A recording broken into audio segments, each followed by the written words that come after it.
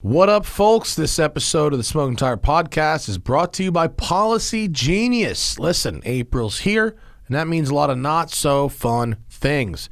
You get fooled, you get rained on, and you get your taxes done. So if you need a positive experience to balance it all out, consider shopping for home and auto insurance with Policygenius. Policygenius can help you find home and auto coverage similar to what you've got now, but at a lower price. In fact, they've saved customers up to $1,055 per year by reshopping their home and auto coverage. Getting started is super easy. All you have to do is head to policygenius.com, answer a few quick questions about yourself and your property, and then Policygenius takes it from there.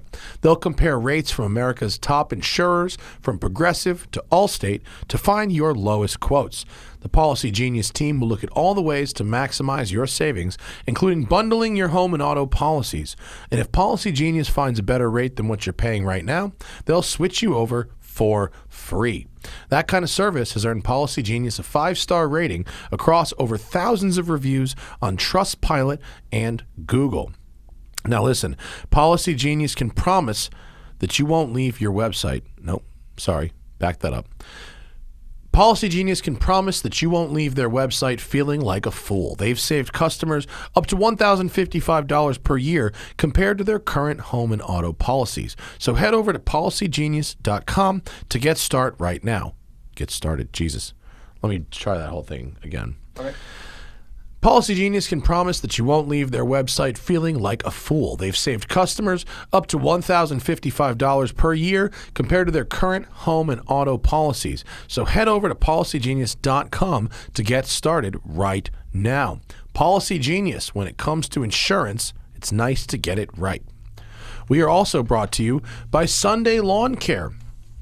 Listen, this is most people don't know anything about their lawn. And most people don't need to know anything about their lawn. It's not the kind of thing you need to spend your time and money really thinking about. What you do want to know is that the stuff you're using has been checked by experts and is right for your lawn and your environment. So rather than hiring someone to come to your house, do a whole thing, check out Sunday. Spring is around the corner, so all you need to do is find a simple and non-toxic lawn product. But Sunday isn't just another lawn care product. It's a customized plan that works with nature. They take out all the guesswork and the unwanted chemicals so you can grow a beautiful lawn that's better for people, pets, and the planet.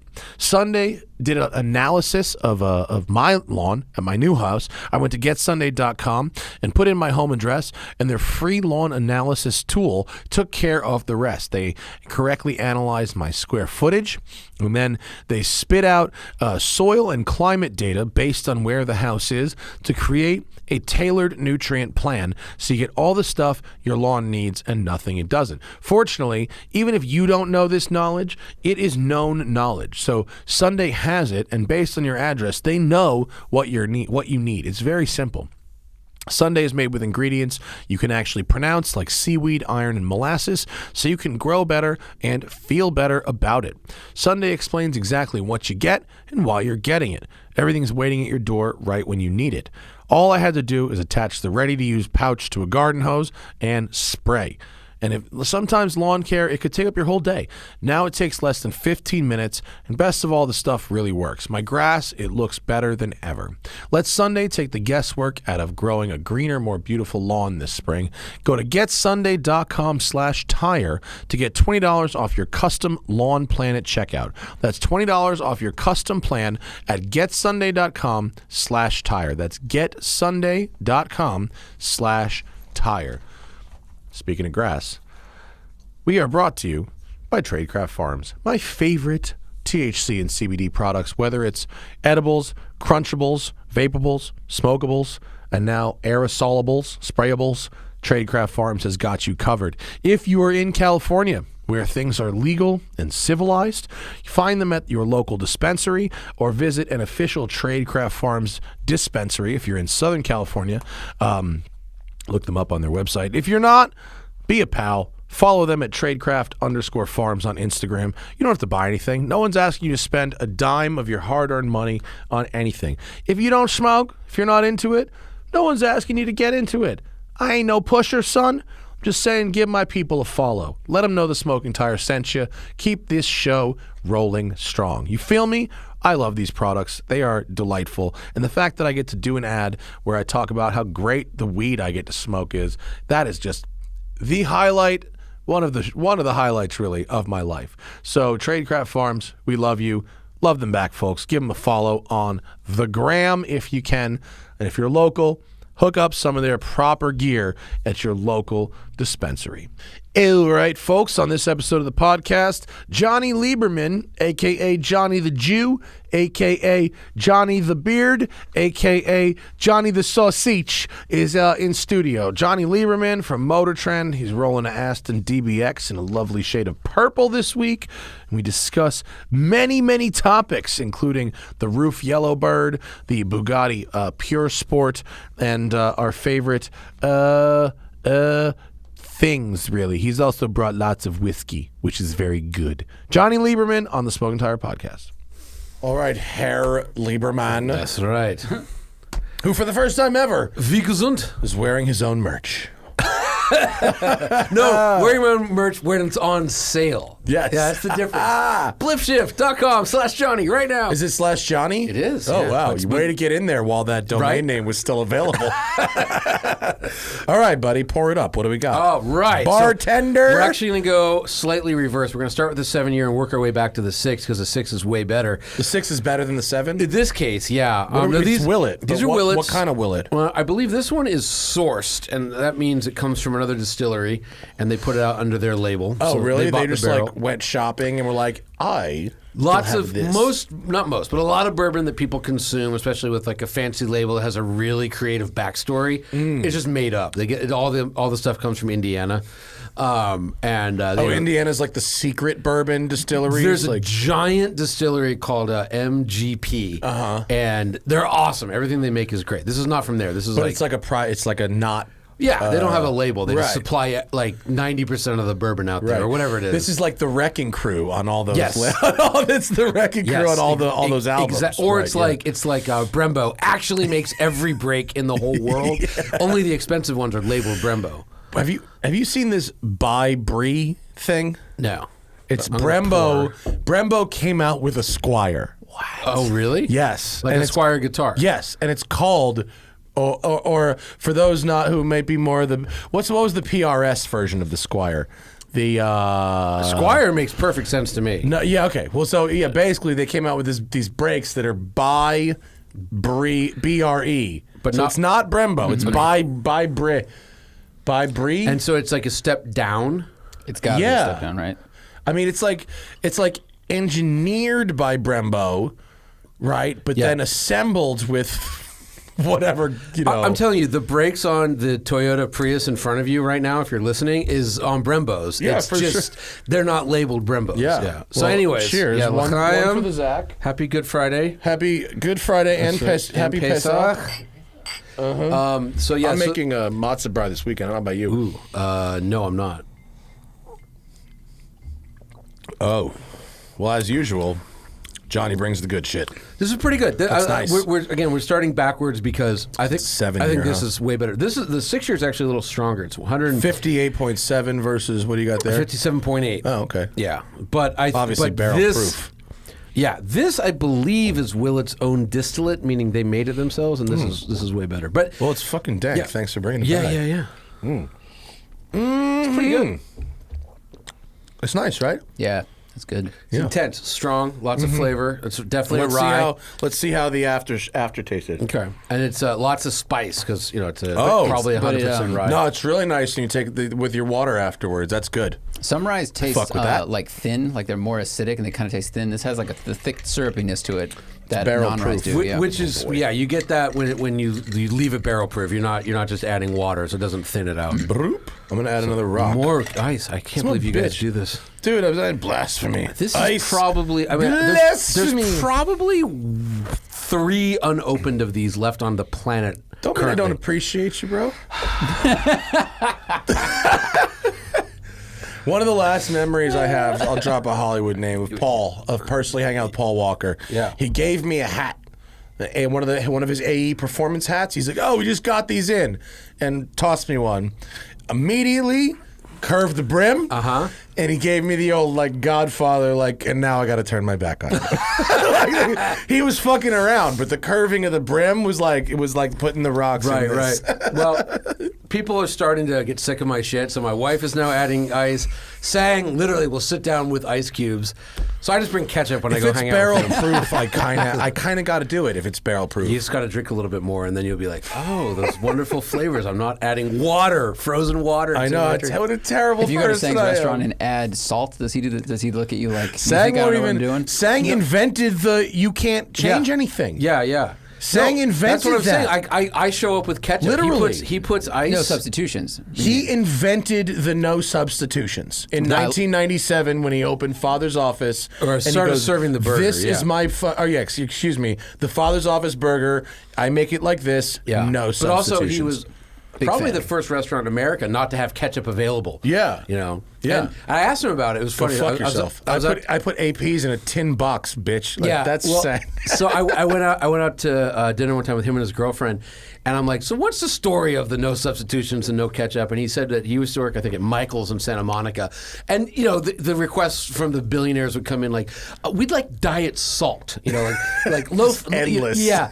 And so he said, when I get my own place, like I'm doing one thing where you can't have it your way. Yeah. And then and I'm like, that's a great story. Then his girlfriend goes, no, you're just an asshole. You're just a complete asshole. And you like to be mean to people. And he's like, oh, yeah, right. That's funny. Yeah, it was really, she's great. Now Jane, give me the real answer. yeah, Jane is awesome. Yeah. He keeps her hidden away because she's like really outshines him. I hope he's listening.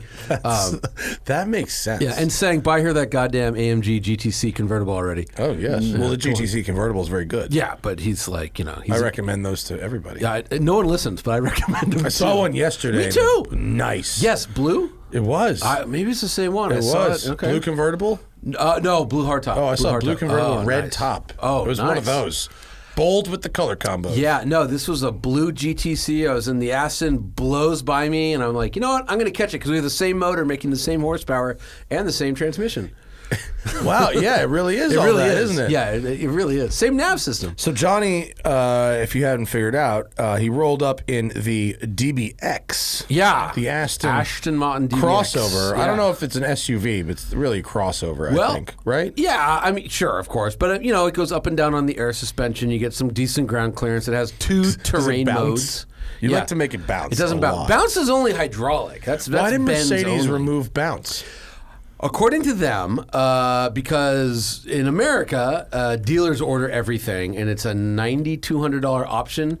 And just on the GLE, the non-AMGs, nobody wanted a $9,200 option. Yeah. If I'm going to spend essentially 10 grand more on a car, I'll get the GLE 580 or move up to the AMG. Right. So it's just dealers weren't ordering it, so they just to simplify their production. Now it's not possible, which means But can you still get it on GLS or GL? GLS 580 only the V8, and then it's standard on the Maybach. Oh, right, GLS. Yeah, it's GLS 600. I mean, that is a pretty cool option. It's the greatest, and that means that my GLE is like a collector's item now. For those who have no idea what we're talking about, it's on Johnny's Instagram. You could probably find it. Yeah. But the Mercedes has this feature of its air suspension that is really meant No, for... hydraulic. It's not air. It's hydraulic suspension. Air, yeah, so the GLE, all the Mercedes SUVs, you can have steel springs, air springs, or E-active body control, the hydro springs. I didn't realize it was hydro. And I that's just how thought it was does better air. No, it's hydraulic, Oh. and it's like each pump is like 16,000 pound-feet of torque or something. Yeah. Which, there you go. I didn't actually realize that it was on hydraulics. Yeah. That's amazing. And not only can it do that, but it has individual wheel control. So you could literally drop the rears, raise the front, vice versa, side to side. Three-wheel motion? Yeah. Almost. And No, you can't do it while driving. You can? up you to, go three-wheel motion? 5 miles an hour Okay. or 8 kilometers, whatever it is. Not Hey, quite man. swanging speed. No, but it's like you But the show three-wheel up. party happens at 2 Yeah. miles an hour. We know that. No, see, that's good. I mean, I roll up to my kid's daycare and like the high school band is freaking out across the street. You know what I mean? Like they're just like, whoa. So It is a really good feature. Did you try it in the deep sand? Of course not. To be fair, it also works in snow. It's one of the things. It's called free wheel assist. And we went to Big Bear. I parked it in such a way that I would get covered because they had 28 inches of snowfall. And they're not even paying me, so I shouldn't plug this. But I put these Vredestein winter tires on there. It just drove out. That's awesome. It just totally drove out. 2.5 feet You of snow. just cleared the door and then just moved. Yeah, it was not even a problem. I was ready to bounce and like. Oh, you didn't have to bounce? No, didn't have to bounce. It's Those tires are so fucking a technology that beyond like the giant snowstorm. Yeah. It's a good show-offy technology, though. Yeah, but this is just the tire. Yeah, it was like we were going to Big Bear, and Big Bear doesn't get that rough, but this day was rough, and like there was like 4x4 sliding backwards trying to go up hills, and I'm in this little Mercedes thing and just crawling my way up. So it's not a slopey back one though, right? You got the regular back. This is a regular GLE, Yeah, not the coupe. Yeah, It's a good-looking truck. It is. It's really well done. The That regular color one helps. is good. The non-coupe The coupe is kind of. I only see coupes. I don't even see the fucking regular ones. Yeah, well, I think that the regular ones blend in. They are around. I notice them, but most people get like black or white, so they kind of blend into the background. Well, even if you just Google image it, it's like 95% black or white, and then like 2 red press photos. You want some sad knowledge? 39% of new cars sold globally are white. What? 19% are black. Because that's what they read some stupid article like it helps your resale, as if really? The resale on your Camry is really, And so, That's so crazy. I was going to write a story. I talked to BASF about it, and they're like 39% of new cars are white. That's terrible. It's a lot disgusting. of that's fleet sales, right? I mean, No, sorry, that's a percentage of it. It used to be if it was 39% of light duty pickup trucks, I would get I mean, it. like, But I'm sure like 10% of that is fleet sales. Maybe, but it's globally. You know what I mean? So like, it's just people own. If you go to a dealership, if you drive down the freeway, It's true. Yeah. everything's white or black. I It's have a just- customer here who's like, you know the guy. He's a nice guy. Don't get me wrong. And I'm not shitting on him, but like he's got all white. He's got like 6 exotics, all white. I have a friend with all black. Yeah, the monochrome collection. That's a type for sure. It is. It's weird. It I is a don't little get it. weird. I Well- like the rainbow. It's fun if your monochrome collection is like nuclear waste green, or fucking purple or something. Right. If it's all white or all red, it's like, well, But that Chris Evans guy, he's got the all white, which I'm not really into. My friend Ben has the all black, but his cars are so sick that it's like, oh, okay. Oh, Ben Abrams. Yeah, no. Like Ben, he has a black Ford GT with no stripe. and It's kind of just like all black is a little better different, Yeah, I it think, is. than than all white. Yeah. yeah. But he has like a AMG, like a CLK DTM. Well, he It's the has most good evil- taste in things. He does. Yeah, he does. It's He's got the evil coolest car. G-Wagon in the world, too. Yeah, and the coolest LM002. LM002, black. With the license plate is Fat Tire, which is like, excuse me, that's rad. To be able to get the license plate Fat Tire in the Pacific Northwest. Yeah, exactly. He killed a man. He did. He killed a man, and then he just then he buried him with cash. It was awesome. I'm out of dirt. Like, Right, he's got fun. It's like she's got a short wheelbase, soft top G-Wagon with a Brabus stroker engine in it. It's like a 7-liter stroker. his cars are the next level. Yeah, it's it's just fun. it's crazy. That dude. He's a great guy. Shout out to E-Garage Ben. Happy Passover, Ben. L'chaim. Yeah. Let's talk about crazy colors. The paint on your press car. So yeah, Zach. So the Ferrari 812 GTS just showed up. Very, very excited. It's very pretty, and in the shade it looks Gray. like blue-gray, and in the sun it has a million colors in the sparkle. It's rainbow. It's rainbow. And so Matt's like, "How much does this cost?" And I'm joking. I'm like, it's got to be $20,000. And I pulled it up, and it's actually 34. Wow! I think just 32. But It's so expensive, the paint. It's so expensive that I thought the price sheet was printed wrong, and it was some other charge. Right. Like this. I thought it was the sum total of the options. But remember, or the collapsible roof. Holy crap. it wasn't the paint it was a $0 charge. Then it was like, what did it say? Like 4/5 layer paint. It says 3/4 paint or something like that. I think it was 4/5 layer. But so like there's paint, and then they put this like sparkle bra on it. Yeah. So you can put the sparkle over any color. That's the price of a big engine Honda Accord. Yeah. It's like, it's crazy. You pull in the paint, you go, and I pulled it off the truck, which was in the shade. Yeah. Backed it up 50 feet into the sun, got out of it, and it was a completely different color than when I got into it. It was a gray Ferrari on the truck, and then it's like rainbow bright on fucking mushrooms. disco ball. Yeah, It's crazy. It's really cool. I was like, wow, all right. Well, you can really, I mean, it's $35,000 paint job, but you can see where it went. Oh yeah. I mean, it's fucking crazy. Yeah, because looking. I've seen some like remember when the 918s had like $60,000 paint, and you're like, it's white, Shit, dude. The one I saw the other day, this homie that I ran into in the canyons once before. And I don't know if he wants to be identified, but he was real cool, and he was driving a wild Singer that he implied was not his only Singer, one of several Singers. Oh yeah, that was great. This guy, One of those you guys. remember that you were Yeah. there. Okay, so I saw of that those guy guys. again. Yeah. With the other guy, with the other tall guy, and with all of them. with the Byron Taycan. wasn't there, but that guy, Eric, he was there too. His other car that he rolled up in was a paint-to-sample 918 Spider in what he called Carrera orange, but it was like I've seen that car. crazy traffic cone orange. I've seen that car. 918 It's awesome. Spider. It's really actually wild gorgeous. looking. Yeah, it was it's cool. Very but cool. you know what I mean? They had white ones or silver. It's like that's a $60,000 paint job. They're like, yeah, it's lighter than regular paint. It's like fuck you. It's 900 horsepower. When you give me a variant on white and Yeah. say it's 20 grand, like get the fuck out of here. I saw Byron this morning. Did you? Yeah, Did you see his wheels? I saw his wheels. How they He got look? wheels? Rad. Nice. Yeah, Is it on his Instagram? They're gold. Our friend Byron HREs. Bowers. Yeah. gold HREs. They look killer. So Byron got his first Porsche. It's a 997 Target. It's very nice. It is. It's a great color combo. It is. But it came on Not these good. wheels that were not quite right. And That's a polite way of saying it. yeah, they weren't quite right. They were like kind of like Rams. They were bad. They weren't. Yeah, Yeah. they weren't good. So Yeah, we yeah. connected him with Patrick at HRE. Nice. To work together to choose the right wheel, and he apparently is very happy. My only thing I would say is they sort of outshine the car. I'm not kidding. They're too good. No, they're just like you know, Let it's them a get some 99 brake dust on them. It's a 997 Targa, so it's not. Those are most- the before wheels. Yeah, Zach. that's the before wheels. Oh, they're not as bad as I'm remembering. But I don't think he has a photo up of it. no, I was supposed to take a picture and didn't. I was going to show you, but you know, 997 Targas.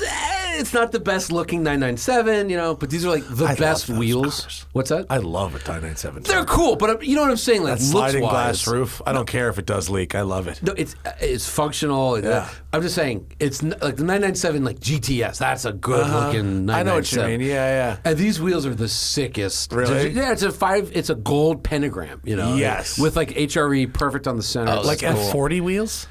almost like F40 wheels, but then they like chunk out at the That's end of the cool. pentagram. They're good. They're really good. That's fucking They're really good. Good for Byron and his Yeah, rims. man. He's Yay. such a good dude. Yeah. Yeah. Thanks for introducing me. That guy rules. yeah. Have you seen his act? No, He's good. I don't watch comedians. I realized I don't know. I don't do much of anything. I sort of drive to Angeles Crest and then come here twice a year. That's it. I haven't been to. Have you been to any outdoor comedy, Zach? No. Since pandemic. No, I didn't look into it really, and then I just I felt like I was seeing it happen on Instagram, but I wasn't in the know beforehand. I was like, oh, that would have been fun. You guys, All the comedians I follow, they were all on that weird phone app, conference call app. Whatever. Oh, Clubhouse. wanna do Yeah, that. Nah. and I'm like, I turned it on. Somebody was like, "You have to join. You could take over the car section." I'm like, Yeah, it's terrible. Taking over social media is smart, right? So I got on there. I'm like, and then you said it sounds like you're on a conference call, and I was listening to this comedian I know, and I'm like, it's not even that funny. Yeah, the way it's not even like a podcast or something where it's like, Right. we're gonna do the thing now. Yeah. It was a lot of people like interrupting and too casual. Yeah, It's too casual. yeah. But I hope whoever invented it got billions of dollars. They probably did. They did. What? Wait, we bailed real quick on the turn left off the DBX. Oh, yeah. Because we started talking about the suspension and shit in Yes, Mercedes. yes. But the DBX, it looks way better in It's person super than in good photographs. looking. I Yeah. think super nice looking. So I said said it 1,000 times. Merrick Reichman, who's the vice president of like beauty at Aston Martin or whatever his title is a genius. Is that his really title? Vice president of beauty? Probably. What a fucking business card. I know. Imagine handing that out. Yeah. No, I don't know. It's something like that. It's but like, you know, he hires geniuses. He's a genius. And like, look, SUVs are inherently ugly. They just are. There's no. Well, when you try to apply a sports car's, you know, fascia and proportions to something stretched vertically, yeah, how well could it go? Right. Well, they went pretty well here because it's on 22s that don't look like they're 22s. Mm-hmm. So the roof is they do every trick in the book to lower the roof. The front is Aston Martin classic. It looks great. It's a great. You notice this one's real classic Aston. They didn't like mess around. The back is like the Vantage. You know, it's the ducktail. And then if you get a hard side, it's got like, you know, dash to axle ratio, which most SUVs don't. Most SUVs, the tires touch the doors. This is like nice and there's a lot of space there. By most, do you mean the ones in the Volkswagen platform? All the ones in the Volkswagen platform, which are all, you know, Urus, Bentayga, Panamera. So many of them. Yeah, Audi, they're all the same. I think the RSQ8 does it best with that platform. Good design, but again, this is like, no, the DBX looks luxurious, actually. Yeah, it's just great. It looks like a sporty wagon that's a little bit raised up, which is kind of how it drives. This one has all seasons, cracked all seasons, as we saw. Yeah, they're fucked. Yeah, I know. That's my fault. But it was all season tires. PR guy said it was supposed to be on summer tires. Please forgive me. So he's going to give it back to me with the Summies. And sorry, did you say Summies? Summies. And is that bad? You can't say Summies? It's just I've never heard that before, and I'm picturing like a Spicoli almost character saying. I am from Southern California, but anyways. Like, don't worry, bro. Like, I'm going to get it on the Summies. We'll get sub 2 at Button Willow. I feel like it sounds like a basic chick who's headed to a track day. Like, put on the Summies, thank you. All right, I'll never she say goes it and gets again. a coffee and then comes back. I see your next T-shirt. I'll never. Lipshift.com/Johnny. Where you're making fun of me? Sammy. Oh. Yeah. Well, people say Sammy's. Sammy's an okay word. All right, well, it'll be on the summer tires, the high performance. Whatever the fuck that weird gold, clear-coated gold mesh that they use on the interior instead of wood or carbon is very cool. That's very cool. So if you have to buy another Cayenne turbo, this is a great alternative. 550 horsepower, AMG motor, AMG transmission, and Matt Becker tuned it, former Lotus handling guy. It's really good. It seems very pretty. I get to drive it in 2 weeks. I think. So hopefully Nate is listening, and Nate says, I'm going to give Matt the purple one on the Summies. Sumsies. Man, I don't know how many they have in the fleet. They have not given me a color situation. They have a silver yet. and a purple. Purple. I want purple. Yeah, and the silver one is like base price, and this one has $30,000 in options. Yeah, so you want the purple, wheels. Yeah, for sure. I like the last Astons I've had have been insane colors. Yeah, like that orange, Gulf blue. That orange was the same as that dude's 918. Yeah, like the great. Nuclear orange. Yeah, this purple is wild. It's fun times over at Aston Martin. Yeah, they're having a good time. Everyone, who's not having a good time over there? Sebastian Vettel. Everybody else is having an okay time. And Lawrence Stroll, who's probably about to blow his brains out. I mean, it's just money, right? Yeah, it's just billions of dollars. Yeah. But yeah, there it is in front of my local coffee shop, and it's just for an SUV. I think they've done well with this thing. It looks good. It does. It's very good. It's nice inside. It almost looks like one of those tinted chrome wraps in this photo. It's not, it's paint, but it's got a crazy purple in real life. I think purple's like orange. It's impossible to actually photograph. Just sensors don't reproduce it right, but that's purple. Yeah, it is fucking out there. God bless the Aston Martin spec people. They're fun. Yeah. A good time. Yeah, I mean, for press cars, it's crazy because they have to funkiest resell spec this. you drove recently? Yeah. I know, right? I'm trying. Press cars usually aren't that crazy, because they have to resell them when they're done with them. I get a lot of crazy ones. They're crazier, but Rob from Mercedes, he always tells a story when he was just at his first one he ordered. He's like, I'm gonna go nuts, green S-Class with gold rims and crazy interior, and this car just gets passed around the dealership network. It's unsellable. No one would ever buy an S-Class like that. It's hilarious. And it's not like an S63. It's like a 500. Oh, really? That's every once in in a while, I'll see the mid-level car with some crazy paint to Yeah. sample. It's like, wow, how much did you spend on that? I mean, the wildest ever was we had a Bentley that was, it was like robin's egg blue exterior with like pink and plum orange. And it was so weird. They had this weird wood that was these, it was just, the only person who liked it in the world was John Guzik. Guzik's like, he's like, this is great. And I'm like, That's so this is like awful, you know. Yeah. Did you have we had the strawberry shortcake 911 Turbo a couple months ago that was like white with like red and white interior. Oh yeah. Oh, yeah. I think it was a And a red- convertible. and a red Convertible. top. Yeah, I had that one. Strawberry Yeah. short- It was like a Yeah. red velvet cupcake wrapped in, That was white fondant. that's the turbo that didn't have the crazy suspension. It was Yeah, a normal- yeah. It was still fast as faster fuck. than anything. Yeah. And what else did I have recently that was so crazy? That was a wild.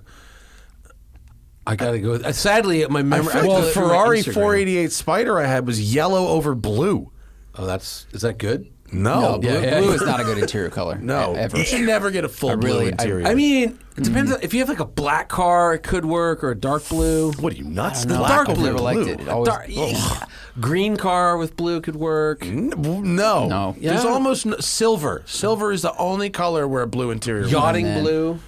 We have like blue a and white light, interior. like a royal. Oof, Jesus. No, like navy and white on the interior. It's called yachting blue. Is the color combo. It's good. I had a Yachting Panamera blue. with yachting Oh blue. my god, yeah. That's yachting- like I had my first car was a Nautica Villager. Yeah, well, a Mercury Villager. God. Fucking. and here you are now. Who was it? It was JB, wasn't it? I think it was Jensen. Jensen was on here saying he knew what we that can't- was. Yeah, he knew what it was. He knew it. But we yeah. can't talk about why. Yeah, Jensen Button. We related. We bonded about Nautica Villagers. That's ridiculous. That's amazing that was your first car, and yet here you are. It looked like a capsized sailboat, and you could get it in inverse colors if you want. It was ridiculous. It's actually a pretty good driving car. Yeah, you know. You should really have a bookmark ready for that, Zach. The Nautica with how Villager. frequently it The comes Nautica up. Villager comes up so often. So that's see. Look, you get yachting white over blue or Yeah, blue that's over yachting white. blue. Yeah. So imagine you've seen that in the interior. So It had it in the interior. Yeah, I've Right, seen right. it, yeah. Okay, well, yeah. So Mercury and Porsche. And Rolls Royce was really in a rabbit hole of paint for a while too. Yeah. So one of my many dreams that'll never happen in the auto industry is apparently Rolls-Royce keeps a book of like everything they've done, including the stuff they do for wealthy people that they won't show anybody. Yeah. But it is documented. And apparently it's like embarrassing. It's Can like you so like bad. Freedom of Information Act? No, because they're British. You can't do that. But You're getting into watches. I'm sure you're Yeah. casually familiar with Patek Philippe. very casually. Yeah. They have a method you can request records on any watch they've ever made, but only one person can ever request the record. So have they all been done? I don't know, but that's only one crazy. person can ever request it. That's crazy. Yeah, and it takes 5 to 7 weeks to get it. They just had an article about this. It's just some absurd, process. Right. Yeah. Right. But the second person won't get it. Only the first person. I mean, Pateks are nice. Apparently, if you request the record, it then comes in in a thing that then goes with the watch like forever. That's the deal. Right. Yeah. I have a funny story about watches. So when we were driving the Bugattis. Oh, yes. I was like, ooh, you know what I should do? I should get like $1 million Richard Mille and wear it when I'm driving this. Yeah. So I contacted them and they're like, yeah, no problem. We have to send an armed security guard to hold the watch when you're not wearing it. Yeah. And I'm like, no, I'll be wearing it. They're like, no, you won't. Like you'll wear it for one photo Yeah. and hand it back. Yeah, and they're like, yeah, pretty much. But like, so I love that funny. they send an armed guard. Like, We'll send a Brinks truck. and this is before that crazy robbery. This was just like their Who's standard talking policy. about that crazy shit. Yeah, so Nuts, nuts. right? Yeah, it's so weird. But those watches are starting at 150 and they Oh, go up to and 2-3 No, I know, million. I know, That's I know. nuts. The fact that you could spend Bugatti money on a watch is really, if you think of Bugatti's nuts, there's a lot of physical shit there. The thing weighs Yeah. 2 fucking tons. No, I know. That Pure Sport is probably the best car I've ever driven. It was amazing. Blah It's blah ridiculous. blah. $4 million is ridiculous. It's of obnoxious, course. right? But it is a really good car. And I've seen Pateks. I've held them. Like they're really nice watches. I mean, And not a Richard necessarily. Mille is a really cool watch. It If is, you've ever yeah. really examined one, I mean, it's an incredible piece of engineering. My buddy Paul has this gorgeous, gorgeous baby blue one. It's just insane. And Yeah. it's like a one-off. And I was like, oh, how'd you get it? He's like, oh, I'm good friends with Richard. He gave it to me. I'm like, oh, well. Shows you what that between that and all the Formula One sponsorships, it shows you what their margins are. Oh, yeah. You know, But still.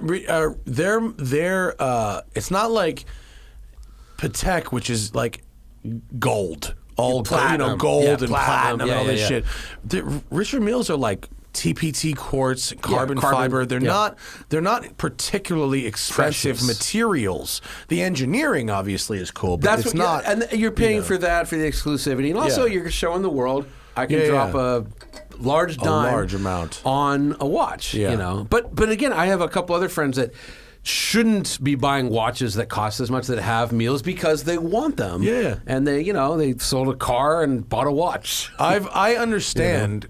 I've spent enough money on watches to know why somebody would buy a watch like that. Yeah. If you earn at a scale up from where I earn, I could see it. And look, I was trying to explain to somebody, like, if you have $1 billion, like spending, they were talking about some watch. I'm like, 90,000 is literally the equivalent of 90 cents to most people. Yeah. If you move the zeros that far. Yeah. If you have $1 billion, like 90,000 is actually nothing. Yeah. You know, so like, Who gives a shit? Yeah. If you're on that level, who gives a shit? Now, that said, I bought the most hysterical watch in the entire universe. I bought this, I was drunk and I was on Amazon.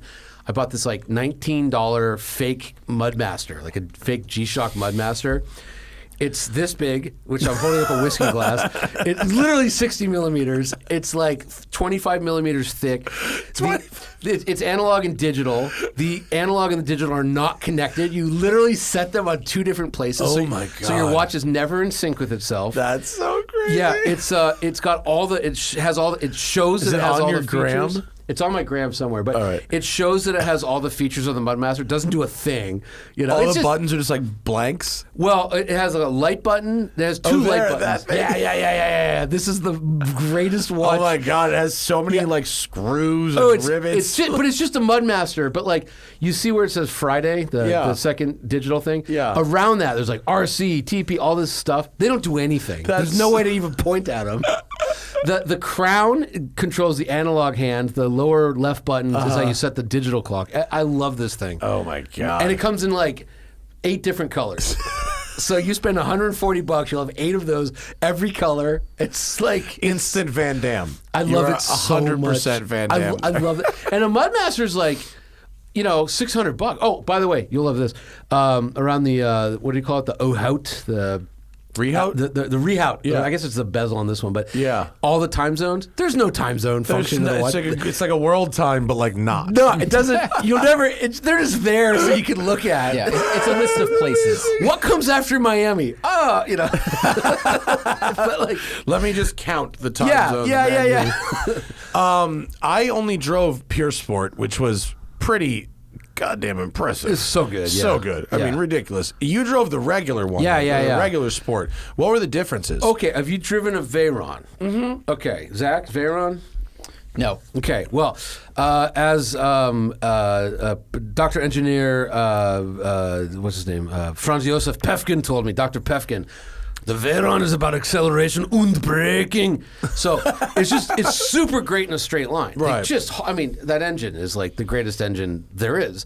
And it's all-wheel drive, and it's perfect in a straight line. But yeah, you turn it, you're like, oh yeah, it's big. And you're like, oh, it goes around corners.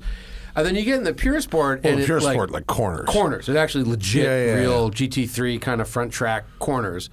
And Really aggressive alignment. I bet the tires last 500 5 miles. But the regular Veyron, those are like crazy expensive tires. Wait, Veyron or Chiron? Sorry, the Chiron are like, it's $20,000 a set. It's $3,800 for the Pure Sport tires. Yeah, It's just Michelin Pilot Sports. Yeah, but I'm talking about the one I didn't drive. Yeah, that's the what I'm saying. Chiron Sport. Yeah, the Chiron Sport was like $20,000 tires. Oh, it has the Veyron top. It the has crazy the top high speed because tires. its top right, speed right, is right, like right, right. 260. Oh yeah, because they knock like 80 miles an hour Yeah. off the top speed of the. Yeah. Yeah, but who cares? Because like I professionally try and go 200 miles an hour. It's sort of my job. I've done it 4 times in my life. Yeah, it's hard to find 3 of places them to do were- it. We're on a space shuttle runway. You know what I mean? Like, so 260 is stupid. You'll never do it. You need a lot of room for these sort of things. Yeah. So the Pure Sport makes all the sense in the universe if you're going to spend $4 million on a car. I mean, it seems like there's literally one place in the United States you can go that fast. It's the road where Koenigsegg and SSC did their top speed run. 160 road. Yeah. But that's you have to close it. $60,000 to close it. No, I know. I'm saying there's not a track. It's not even like a runway. Yeah, that you yeah, can yeah. rent. What's You that have to event close in a like road. Idaho? Well, there's the Texas Mile, but I don't know the one in Idaho. You mean the one with the My rolling? ears are getting hot from this whiskey. I'm taking off my headphones. You mean the one with Yeah, like the wow. rolling kind of No, hills they to it? do like a private event that's like you can enter, and it's like it's in Idaho, and it's they close they a have a road, road, and you can yeah, go yeah, fucking yeah. a million miles. What's I don't know what it's called, but right there? Dozens of exotic cars run in Idaho. Whatever that is. What's it called? It's called the thing. it's called. Sun Valley Tour de Force. No, Okay. I thought, yeah. Oh, yeah. I don't know. They close a road All and you right. just like mob. That's cool. Is it Yeah. a straight road though? Yeah. Oh, okay. I mean, look, if you got that money, just go to Germany and do it. But that's True. the other place I've done it is on a public road in Germany, which is kind of hairy actually. If you had a Chiron and lived in Germany and regularly could crack 200 on the Autobahn with it, just like all the time, yeah, that would be you would incredibly go, next level. There's this stretch. It's from Wolfsburg to Berlin, so you're basically in East Germany. And for whatever reason, unlike the rest of the Autobahn, which is really curvy, this is dead ass straight for 30 miles, and it's 4 lanes in each direction. I think I remember I've been that there. section. Yeah. I And topped out I- an M2 there. Yeah, sadly, I was in a Volkswagen GTD, which tops out at 138. I tried, but I was like, if you were in a Veyron, at the time it was a Veyron, I'm like, you could just go apeshit for 30 miles, and it's legal. Yeah. You know. I topped out, I had my foot on the floorboard of a rental Ford Focus on the Autobahn, I think, for 25 minutes maybe. Yeah. 4 in the morning. 120K, 220K. Yeah. It's full on, man. I did the best I ever had was I was driving from the Nürburgring up to Hamburg to see a friend, and I was in a Porsche Targa, and it was just wide open Autobahn heading north, and it was just I was like at 175 miles an hour for like nice to get 45 one of minutes. those runs. Yeah, it was just rad, and it was empty, good weather, just fun. I just recall fun. that, like on the 992, that sort of Stuttgart to Leipzig drive we did. There was some open stretches where we were really going fucking buck wild. I mean, open Autobahn is the most precious resource left. But you know what I learned? I think I came back from that trip. Yeah, let's try the 6 now. This is way better, I think. When I came back from that trip, because there was open sections, right? We had done it was like 1,000 miles Autobahn and then 1,000 miles in the U.S. It was the longest. Oh, I remember you did that. Yeah. And I came back from the Autobahn because there was also a bunch of regulated sections where you literally put the fucking cruise 130. control on at 130. Yeah. And I found that I got a lot more tired going from these bonsai speed runs to exactly 130 to the bonsai speed to exactly 130 versus like moving a bit through traffic in the high 80s. Well, is that because because your adrenaline's going way up when you're going yeah, to bonsai? the spikes and crashes Totally. versus just a ready state of alertness and to slowly moving through traffic. Yeah. I found it easier to cover miles in America, actually. Yeah, your heart rate definitely. is probably nuts. Well, look, I mean, German roads now they're overcrowded. They're never built Yeah. for the volume they have, and then they do routine construction. So Yeah. the roads are always in great shape unless Those there's really long construction sites. forever and ever and ever. Although Coming back from Palm Springs yesterday, there was one of those crossover lanes where the Yeah. fast lane moves to the other side. 7.5 miles. Yeah. No exit. Yeah. I was really rolling the dice going in there with the 328. Worked out in my favor. Right. It worked out heavily in my favor, but it was good. But it's so funny the difference between America and Germany in terms of just driver awareness. Like we were on the Autobahn in Bavaria somewhere, and there was an actual bad accident, right? Mm-hmm. And so what happened was there was an ambulance coming, and everybody, without being told, I was like, what are they doing? Without being told what to do, they made a lane for the ambulance. Mm-hmm. You know why they did that? Because they knew there was an accident, and they're Wow. like, an ambulance is going to have to get through. No one told them. There was no signals. And here, forget about Yeah, it. no, You're they gonna have, bleed they to have a real death. group dynamic. You know? Yeah, they would like race each other to the accident scene. And then crash cut into off each the other ambulance. on the- Right. Yeah. I remember I was 17. It was like the first time I drove in New York City. I was with my dad and my sister, and we had a rental car, and he let me drive because I think back then you could. I don't know. And there's a siren, so I find the only parking spot in fucking Manhattan. I pull into it. And then as I'm going to go, because the ambulance passes, a guy cuts me off, hits the rental car, and it's tailgating the ambulance. And then we had to go file a fucking police report, like, at the 14th precinct. Oh literally, my God, a hit and literally, run report. They're like, next, Whoa, buddy. wait, hang on. Literally, cops and lawyers were smoking joints in front of the station, and my dad's like freaking out, you know. Welcome to New York, kid. Oh, it was exactly. It was like New York in the '80s, you know. It's just like it was fucked up. Oh man, my mom really back in the day used to like not let me go into the city. Yeah, it was crazy. Yeah, I mean, I moved there in the '90s when, you know, it's like. Nowadays it would be rough, but then everyone's like, "Oh, you missed the rough stuff." But I would like tell people, I'm like, "Yeah, my girlfriend lives in like Alphabet City." They're like, "What street?" I'm like, "C." They're like, "C? You're taking your life into your hands." You don't remember go to the movie C. 200 Cigarettes? Yeah. Dude, we're crossing on to B. Yeah. Well, she lived on fucking C. I want to go back to Ronkonkoma. Yeah, no, it was, it was third and C. Yeah, I mean, yeah. it was like No, that's deep. hood. Yeah, That's deep. But it I was great. I was on first.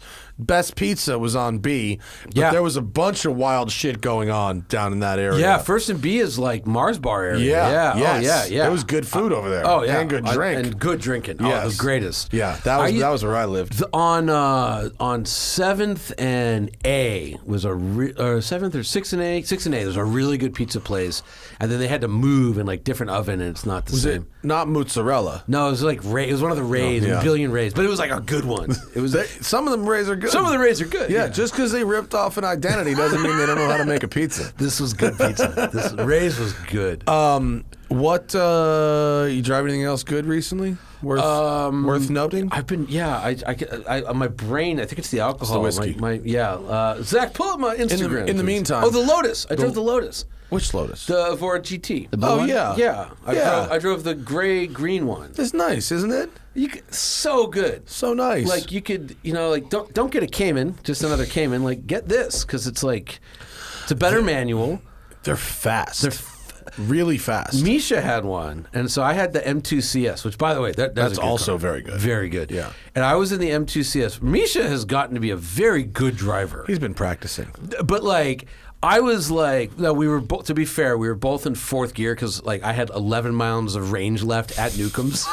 So, but like towards the bottom, I'm like, I'm just gonna go as fast as I can because that's just Gravity is working to your advantage there. Yeah. But like he was just on me like stink. I was in the M2, he was in the Lotus, and I was like, damn, Misha. But That Evora GT is like, it's a 911 level performance car. It's very fast. And what no one gets is 911 levels of practicality because of the back seat. Yeah. You can put stuff in there. You can't. I mean, my 4-year-old fit. but And that's actually, about my point for the Evora GT instead of Cayman GT4, because that seems to be the comparison, is actually that the GT's seats and doors are easier to get in and out of than the Caymans. For sure. The buckets, like the hard sills, like they're fine once you're sitting in it, but like that climbing over that shit, that gets annoying when you're going like grocery shopping. The Evora is easier. We just did M2 CS versus Cayman, and I happened to. It was like the Lotus week also. Is it a base Cayman? What GT4. Oh, GT4, yeah. GT4 and M2 CS. Yeah. But we had the Lotus, and it was an interesting wild card because, like, Cayman's good, but like it sounds ridiculous, but like the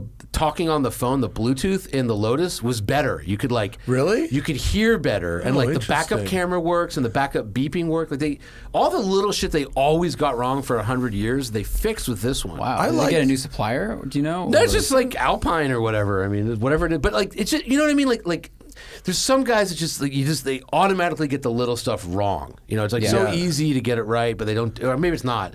But it's that last 10% which will keep you out of the car. So now there's no reason not to get the Lotus. The only thing that takes some getting used to me is the you have to do a real slow, deliberate blip with the downshift. If you do it, and it's all supercharged engines, I think. Yeah. If you do that real fast stab, it doesn't respond well. Right. Yeah, it gets that like you're like The delay. in a whoop. Yeah. It feels more like it's throttle, like actual cable instead of throttle by wire. Just the It's way actually, the I think it's responsiveness- actually not even a cable. I think it's a shift linkage. I think it's a metal rod. That's it is why. an actual That's metal why rod. it feels so groovy. Yeah, and you can hear the little. Oh, you can see it. Yeah. The wastegate. Yeah, that I like. I like that you see it opening. Yeah, that's fun. It's super cool. Like That's my little bit of Bugatti EB110 is seeing that thing opening and closing right there. Right. Yeah. Super cool car. So I've been driving that, and then the M2 CS. I mean, The GT4 is also awesome. Let's not downplay what an amazingly quick, like, ridiculous vehicle that is. Was that a Pitica or a stick? These were both stick, and then we did another one. There's a stick press car in the fleet? That's it. In the M2, huh? Yeah, That's it. I Yeah. only got the dual clutch one. I got to get I need to call the old booker and book. So we haven't released the results yet. I'll tell you after the podcast. But we did the dual clutches on the track, and then we did canyons with the manuals, and boy, it's a good comparison. I bet. They're lovely. That's the only BMW I'm like remotely interested in right now. If I think, how do I put this? Like, absolutely yes, 100% agreed. It's so good. It actually really is so good. It's the first car in a long time where I'm like, I really like this thing. They're so expensive, but the last time I felt that was when the Shelby R, the 350R came 2016. out. Yeah, 16. And I was like, can I buy this press car? Yeah. I literally was asking, like, is there a dealership that doesn't add 10 grand automatically? Did you not like the last? Like, did you like the M2 Comp or even the M2 before? I like it. It's good. It's flawed. Everyone's like, oh, if you just put better tires, it's the same. It's not true. No, Whoever it's not said the that. The damping on this is not only better, but then like the engineering is so much better. Like, they spent, they're charging $30,000 more. There's something there. So it's just really good. I mean, I had the blue on the dual clutch. That's the one that I had. Yeah. Killer car. Very fast. And Misha was behind me. He was in his Performante. You were there. We were supposed to be following you. And Where'd then I go? You were going slow in a black car with a horse on it, and Misha couldn't keep up. I gave a point by. Yeah, then I went the wrong way and got a ticket. So. but Misha couldn't keep up. He's like I felt as if I kept up, I would have damaged my car. Huh. So it's like that's really fast car. Yeah. So but the 328s rules, by the way. Yeah, It cruises. If you saw this ticket, dude, Palm Springs and back. 22 miles per gallon at high speeds in this thing, and I don't have air conditioning, so I was very hot. But like the car, whatever Donnie has done, that car is running very nice. The temps are perfect. Our drive back from the modified shoot, awesome, that right? was special. Yeah, it was sunset, canyons. Like, I mean, that was what it was for. The 328 is very, very good. Can we talk about the roof that when I was filming my Bugattis? By the way. For the first time in my career, fucking Farrah stopped me with a road closure. Usually it's the other way around. Yeah. I have won the day. I was like, everyone's all, what's happening to that cop? I'm like, don't worry about the cop. Because they were like, there's a cop following you. I'm like, yeah, because he wants to look at the Bugatti. I know this cop. Don't worry about it. They were all freaked out. Yeah, no, Haggerty YouTube channel, my new show Modified just premiered. Apparently, according to I haven't seen the numbers, but according to Zach, it's doing very well. We premiered it with Bruce Meyer's RUF Yellowbird, and it's the first Yellowbird. It was the first. Well, the production. There's the prototype one, right? And you can tell the prototype one because that's the NACA ducts on the rear fenders. The production ones don't. So only the prototype one has the NACA ducts, right? And Bruce was kind enough to pull this car literally out of the Peterson Museum, and drive it to the middle of nowhere, to Upper Big, which we had closed. Right. And so to have a car like that, with a closed road and no speed limit, is a pretty delightful thing. I'm familiar. And, of the 29 made, only 6 are lightweights. This is one of the lightweights. Right. And it's really, really fast. Yeah. But it's still modern. Oh yeah. But not like peaky. What's crazy about it is it has the modern flat power band that no other air-cooled turbo They're all really spiky. has. They're all spiky. They're all super spiky. And so that probably makes it easier to drive, actually, having flat torque. I don't know what it's like to drive on tires from 1987, but to drive it on Cup 2s is incredibly manageable. Yeah. Look, I don't know what it's like to send it. You know what I mean? But can you go really fast up a canyon road, and is it very manageable in that activity? 1,000%, yeah. And also one of the very, very coolest cars ever. I mean, right? I mean, and it's funny you say it's still fast, because I drove a 959 recently for the first time, and it's still straight line, not impressive, but okay, that feels like a Corvette or a 911, modern. But it's a 30-year-old car, a 35-year-old car. Handling, You know, it's like Well, this was, handling, is the very best of air-cooled period handling. I wasn't pushing it. I was on a closed road, but I wasn't. Right. I know the value of this car. Sure. And I know how nice it was of Bruce to bring it out, and we had to insure this thing. I can't even imagine. Luckily it was Haggerty. You think the paint on the Ferrari was expensive. You should have seen the one-day premium insuring a Yellowbird. I can guess. We've done stuff like that. I mean, it was ridiculous. It was deep in the 5 figures. We were trying to actually, because for how Bugatti they make you ride around with lovely Jamie, nicest guy in the world. Jamie rules. Yeah, no, but he was great. You still don't want Jamie in the fucking car, right? You had to have him pretend to give you roadhead during the photo. I was like, listen, duck. I was just like, the video. I'm like, so I got this guy from Bugatti. Don't talk. Well, you got to pick a strategy. Either you go, listen, we're gonna have a conversation about this, or your head's in my lap. You're invisible. But so it's gone both ways. But Jethro drove the Chiron Sport. He drove it for Top Gear by himself, and I'm like, well, how is that possible? The Top Gear business card. Because all I wanted, we had both cars. We couldn't drive them at the same time because there's only one Jamie. I'm like, this is so stupid. We could get a picture of the two cars at speed. And they're like, no. So I'm like, there has to be a way. So then they told us the number we'd have to pay for the insurance. And it was no. You know what I mean? Yeah. So the things that made the Yellowbird so much different from, because I've driven a bunch of 930 turbos. Yeah. Which are great. But old at this point. Let's be like, I still meet people that are like, it's so scary. I'm like, no, it's not. They're not scary. Yeah, you can't. Not with modern tires. They're not scary. Even if they're sliding around, they're not that quick. Right. It's like 280 horsepower. It's really not that much. And and I've driven, modified narrow body, big turbo cars too. That wide power band, and it was so smooth. I've never driven an air-cooled car that made that much power without cams. They all have cams. They're all hot rodded, no cams. So smooth. Yeah, and probably no compression ratio. It's probably 6.5 to 1 or something. I don't know what it is, but it's nothing crazy. Yeah. And then it spools early. It stays level. And then, they have their own gearbox, right? So it's a dogleg 5-speed. Right. So that makes it just kind of completely different. Yeah, and it's long. It's fucking fast. Well, this thing ran an 11, I think it was 11.3 at 136 in 1987. Ridiculous. That's ridiculous. That's ridiculous. Sadly, that's about as fast as an Audi RS6. Dude, but the trap speed is higher. It took Porsche 20 years to catch the ET and 30 years to catch the trap speed. And I bet both of those would be faster now because it's on modern tires. That was back in the day, so the tires are probably spinning. Yeah, you'd have crazy. to have the balls to launch one of these, though. Right. Which I do not. But what people forget, I think, a lot of people, is that they're not a tuner. They're literally classified as a manufacturer. They change so much. Yeah. It really isn't a Porsche. It isn't. It's a Porsche shell. The experience definitely resembles Porsche, but if you could believe that somebody actually made a better Porsche than Porsche, sure. If you were to re-engineer the 911, except have cost be not an issue at all with anything, here's where you'd end up. Right. And it's fucking pretty crazy. Yeah. And beautiful. Very good. Yeah. I'm a little not hurt, but the new GT3, I'm for the first time ever, the GT3 isn't the best looking 911. I haven't seen it in person yet, but the photo is not entirely promising. Yeah.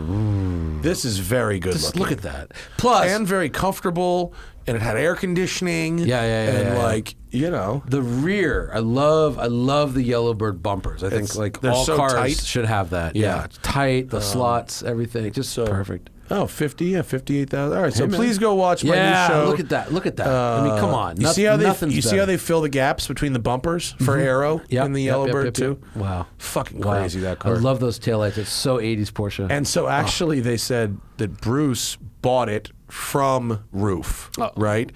And he bought it, and it had these wheels on it that were identical to the original wheels, but they were modern, so they were half the weight. Oh, right. Bruce took them off and got the actual period wheels, Right. So he which made it are drive very, worse. very heavy. Yeah. And that's what's actually on there now. So apparently the car could go quite a lot faster, And but handle it has better. Yeah. extra unsprung weight on it for period accuracy. Why did he take them off? Because it's Bruce Myers. He wanted it to be exact. I mean, Yeah. I don't know about the tires. That may be a different story, but he wanted it to be like it was supposed to be.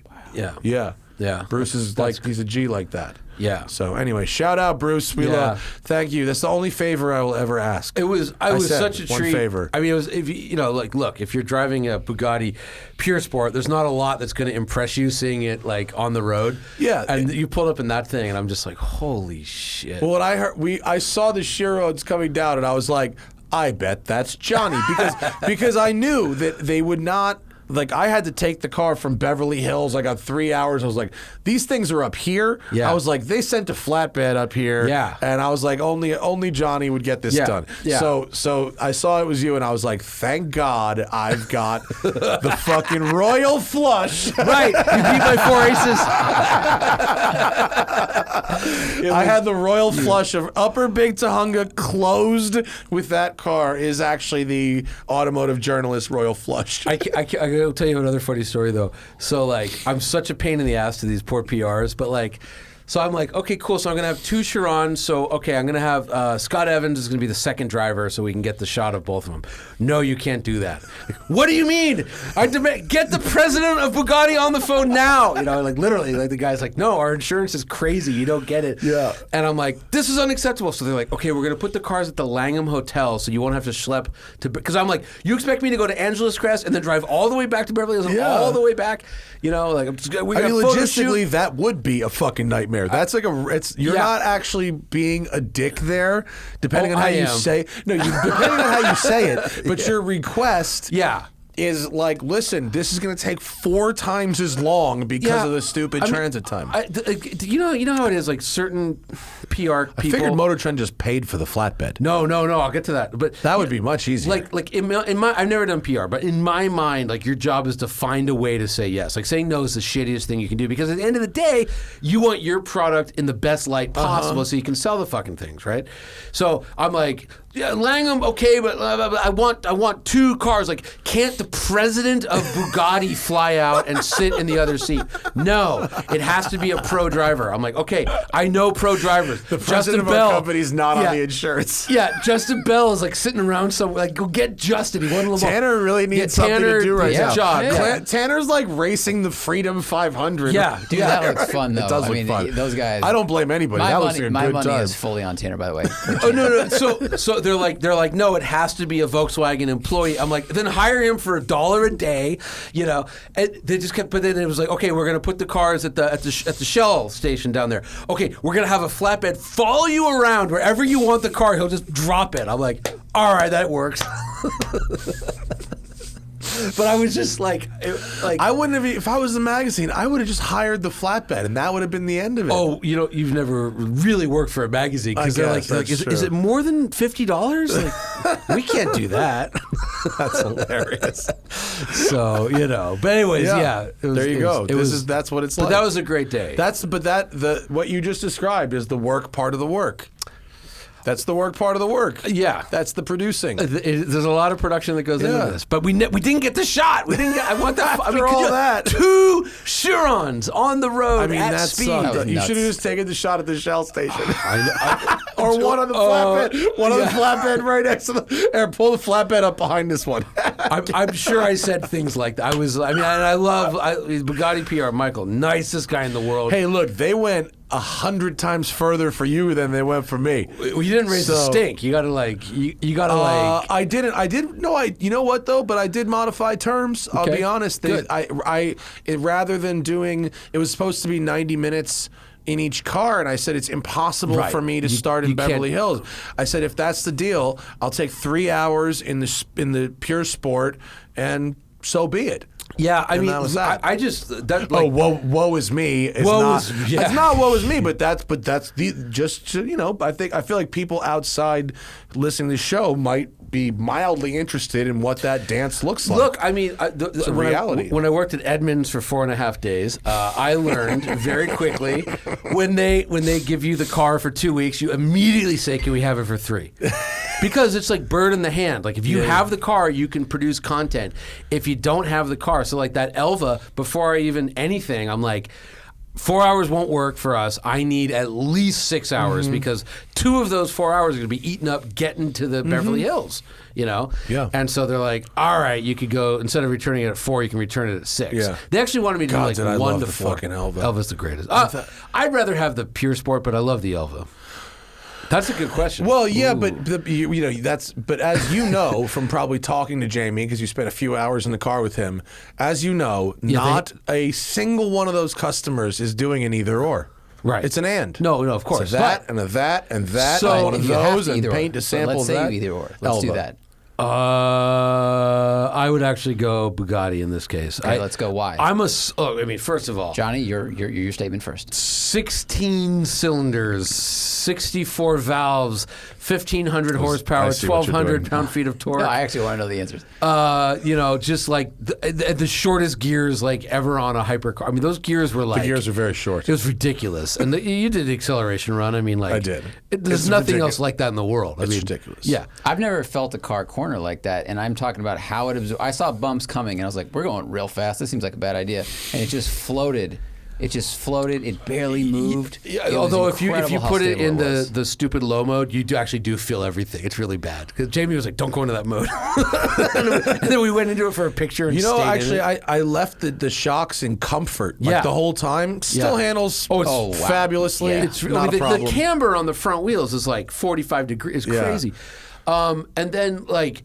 It's just built to such a high degree. Like I just love the thing. I just love it. I would go Elva because it is not that I wasn't absolutely blown away by Pure Sport. I can see, obviously there's profit built in, but I can see where the money goes. Yeah. And by the way, I could also easily live with an Elva. I just think really well made, fast, traditional mid-engine coupes with all-wheel drive, even taken to an extreme, that is an experience that I can get in some way, shape, or form elsewhere, whereas the Elva is totally unique. Yeah, it's a that's totally fair. unique driving experience. You cannot get it. You can't replicate it for less money. Right. You can't replicate it with another car. Even like an Ariel Atom is like not fucking I've quite. driven many Ariel Yeah, Adams. no, Let me you're tell you what. You're not. It's Not not, even on that level. close. No, it's not on No, that yeah, level. yeah. And so it's just. I'm at the fucking German Scheißeporn end of my car career, Yeah. where I need something that's really bad Right. shit and off the wall, and I would just say that I agree. But using your argument against you, like I've driven a 1,400 horsepower Koenigsegg, which Yeah. feels like a toy compared because it's like all that speed and power, and then the quality of that Bugatti is just. There's nothing like that. And the little knobs, the little knobs that feel like they have like hydraulic oil lubrication. Because they do, yeah. Because they probably do. Yeah. The satisfaction in operating anything in that car, Yeah. no matter how big or how small, Yeah. is you just turn one knob and you go, oh, is every knob just- like this? The Like, seats, oh. the density of the foam. I can feel. I swear to Yeah. God, No, you're it's right. like it had clever dampening shocks in the foam. Yeah. And just like and again, this is a small thing. This is not why I'm buying the car, but like it's the first car I've driven since an Ariel Atom where the nav screen isn't the central focus of the car because there isn't one. Right. It's got a giant analog actual killer speedo because Durheimer, when he was greenlit the car, he's a watch freak. So he's like, I want a really nice timepiece in the center. And he also said that he wanted something that you could see the top speed even when it was shut off. Right, I right. want you to see that 300 looking in the window when it's parked. Yeah. And so like just stuff like that. But like I was just again I was expecting a quicker Veyron. and it like super was not that. It was like a GT2 RS with 2 other GT2 RSs tied to it. It was, Yeah, no, it was bad shit. yeah. I mean, there were spots like I know that road pretty well, and like in like a 765 or whatever. There's a couple spots where I can touch like 140, right? I was like halfway up the big straight. I'm not even halfway. I was before halfway, and I was seeing 140. And I'm I like, saw 140 in front of the Malibu Country Club. In the Pure Sport. I swear to God. Yeah. I mean, it was, I was Yeah. like, was that even real? Did that just actually happen? I haven't even said that it was fucking criminal. I haven't Deeply even, criminal. I haven't even said the speed I hit because I think it's so illegal. First of all, no one would believe me. Second of all, it's not possible. Third Well, of all, that's what Clarkson said about the Veyron. Yeah. He just said, if I told you how fast I just drove across France, you wouldn't even believe me. yeah. It's crazy. So for me, again, I love and you're right.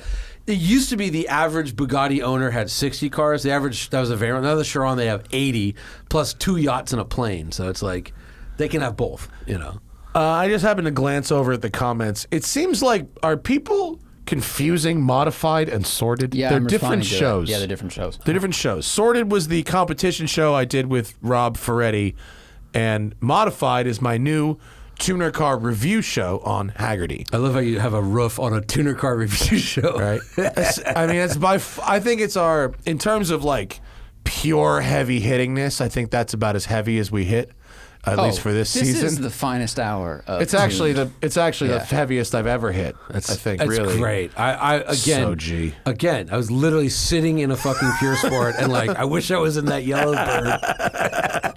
that car fucking rules, man. It looks so. It was just like best. and it's like I've seen them a lot, not a lot, but you and I, we all lead ridiculous lives, so I've seen a lot of Yellowbirds, but they're always like at Canapa in like crammed in with. Well, 30 there's other 3 in cars. Los Angeles. We know of 3. We know of 2 yellow and a black. But they're never I'm sorry, on- there's 4. There's 3 yellow and 1 black. But what I'm saying is, I never see them on the road. They're always in a garage. Yeah. You never see them in sunlight, and like it's just glorious. Like just It so sounds cool. really good. Yeah, it was great. Looks really good. It was great. Yeah. That's the problem when a car hits a certain value, right? Or if the owner is just too busy, like it sits in a garage, it Yeah. just gets bubbled. Yeah. I guess that's the problem. But like, man, like I'm rarely jealous these days. I'm still jealous.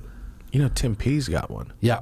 He's got a yellow one too. Sure, of course Yeah. he does. Yeah. Yeah. He'll sell it to Zuckerman soon, so I'll be able to But there's drive it. also there's the black one. Marco has worked on most of them Yeah, in LA. yeah. If you happen to have a Yellowbird, call Yeah, Marco. call Marco. He's your guy.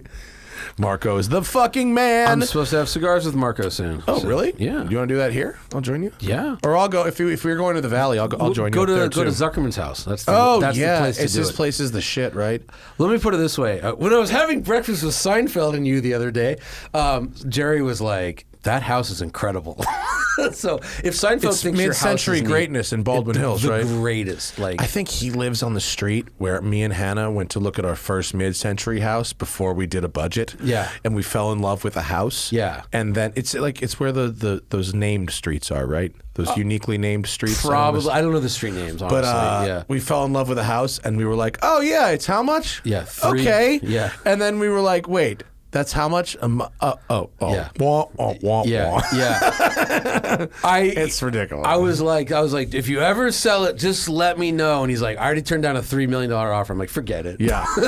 I love mid-century. That's my shit. I But can't wait for this my one house to is be like done. and the way, and you know his taste, like the way he's done it. Because I saw it when it was like undone, and now it's like been completely refurbed, and it's perfect.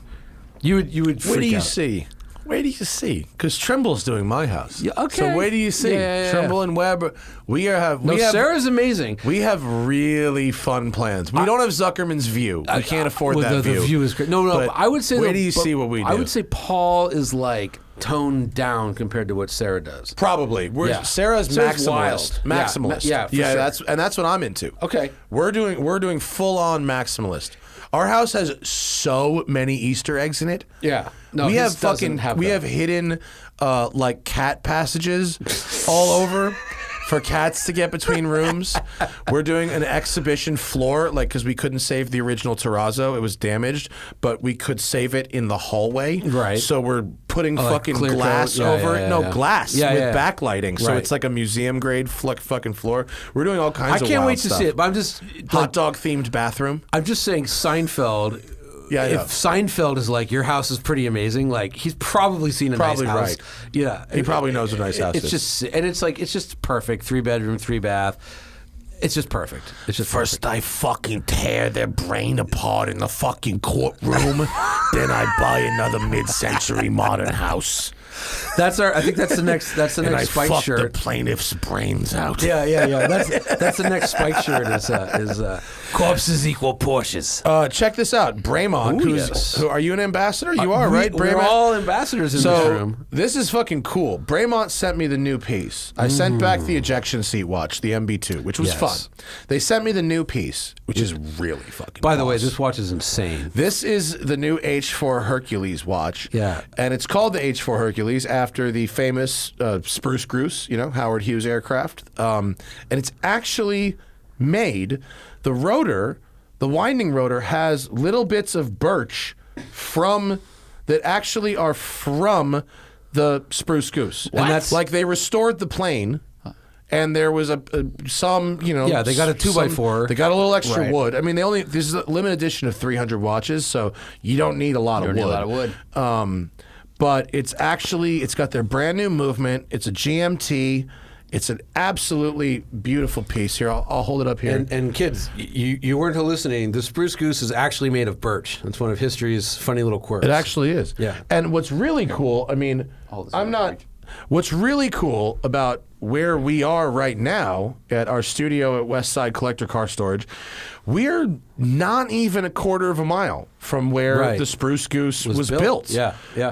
It's actually now Google's building, but it's at the intersection of Hercules Way and Bluff Creek, and it's right in the center of what was Hughes Aircraft. It's now called Playa Vista, and it's where our studio is. So this wood, and that's, by is the way, now back here. First of all, that's ridiculous. Second of all, they make a Hawking watch with pieces of Stephen Hawking's desk, which they wouldn't send me. So I wonder what that conversation was like. Oh, I was like, can I have that watch? It was like this. No. I had to ask very nicely for this one. Yeah. I can't wait to put it on one of my sweet straps. But like, I think I am the most impressed with a Bremont watch so far by this. This is numbered 54 of 300. And it has their new movement, and so the difference between Zach, we can do one more. My world timer that I'm wearing has their older movement. You can see and this is a way smaller The new opening. one has the different movement. Sorry, I've got a deployant class, so it's not quite the same. But it's a much bigger movement. It fills out the display window much better. So if you've got a display back, you don't want to have kind of a tiny movement in a big case. I can open this. Yeah, So, I mean, not that there's anything particularly wrong with having my smaller movement, but if you're going to focus on something. So, this one is one of the more expensive watches that Bremont makes, the new one. It's like $12,000 bucks. And you can actually get it in platinum. It's $30,000 if you want to do it. Seriously? Yeah, they make it in gold and platinum, this one. Well, speaking but of I'm Bremonts, super excited to wear it. this is the, they just sent me this. This is the ALT, the alt something or other, like P2 or something. That's Zach fucks with the alt. Yeah, He's got here. the alt. The pilot. It's the pilot shit. Well, most of their shit's I love their pilot, stuff. but this one is colored like that. And then if you look at the back, it's very strange. It has a It's black like rotor. it's like the aircraft dial. Color. But the it's a black black- winding rotor is crazy. But it's weird though because it's a black rotor and then the sapphire crystal is like tinted black. So like.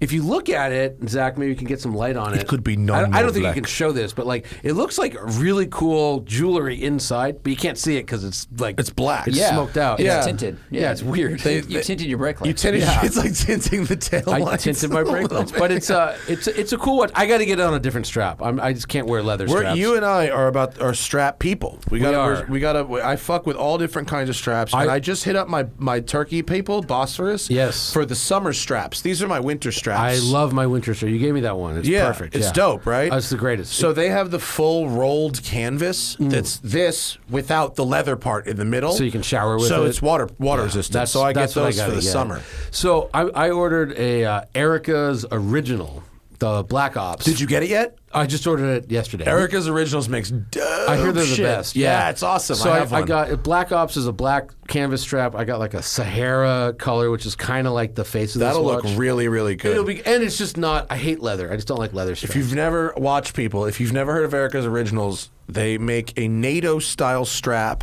but it's elastic and it has a very innovative clasp. Yeah. So there's no. The problem with a NATO strap is you've always got this sloppy extra strap all over. And if you have a big wrist, it's never long enough. And Right. if you have a normal wrist, it's too long. It's too long. Yeah. And so this one, it's really customizable with the fit. And so however you make it fit, there's no extra strap. There's no slop. It's very nice. And what I didn't know when I ordered it is they're made to order. Like my strap doesn't exist yet, and they're not crazy prices. Probably with shipping, it's like $100. €75 €75 plus shipping. plus shipping, so it's like $100. Where's she out of? The Netherlands? She's the factory or whatever it is in Spain. She's from like Holland or Denmark or something, but she moved to Spain to produce these. They make dope shit. I've heard nothing but good shit about them. I have a fakey vintage Seiko turtle with an Erica's Originals on it. It's Nice. dope. Okay, I can't wait. So, but sadly, it was like I'm very busy these days, so it'll be 7 to 12 days before we build the thing. Oh, that's not that bad. It's not No, that's not that terrible. bad. Yeah. The Turkish guys take longer than that. Right. Well, Or that actually, I don't. They might have made it yesterday. It might be the shipping fucking who from knows? Istanbul. But I will say that Bosphorus strap, like when you show me the picture, I'm like, yeah, that's cool. But I don't know. I just thought it'd be like hot. It's not. It's no, like, they're great. It's great. Dude, they make fucking great stuff. Yeah. Shout out to Bosphorus Leather I in was, Turkey. I was super guys rule. impressed. Yeah, I was super impressed. So glad we this talked strap, to them. Oh, you don't like the deployant though. It's not for Me me. neither. I mean, if my You wrist don't like is the deployant either. No, it was so. You just go traditional strap. The one that came on the Bremont leather was really stiff, so Oh, it made yeah. it even harder to like clasp No, on. it's I just much go easier regular. if you've got a softer strap than you can flex it through. Yeah, Phosphorus strap that's is the great. problem. Yeah. Shout out. Very Phosphorus Leather. cool. All right. But I'm really into this Hercules joint. I'm going to take some pictures of it next to the fucking Spruce Goose so building. Claire, who sends us the watches, I think she listens. So Claire, if you're listening, I want that hawking. Be a pal, Claire. Let him get the Claire's hawking. I don't need the hawking. I don't need the hawking. The hawking is pretty cool. That, I mean, the wood Stephen thing is Hawking's pretty fucking cool. desk on your wrist. I mean, Dude, the Spruce Goose on your that's wrist. actually ridiculous. That's cool. But if you think about it, there's a lot more Spruce Goose than there is Hawking desk. You know what I mean? That's true. I've seen the Spruce There's Goose. 0.00001% of the Spruce Goose in this, but it's really like a third of the desk. Yeah, so they used to, the Spruce Goose used to be by the Queen Mary down in Long Beach. Yeah, like floating. Yeah, well, no, it wasn't floating, but it was in this big dome, like this big dome thing. And then they moved it to Oregon, I think. But I remember when I was a kid, we'd go look at it.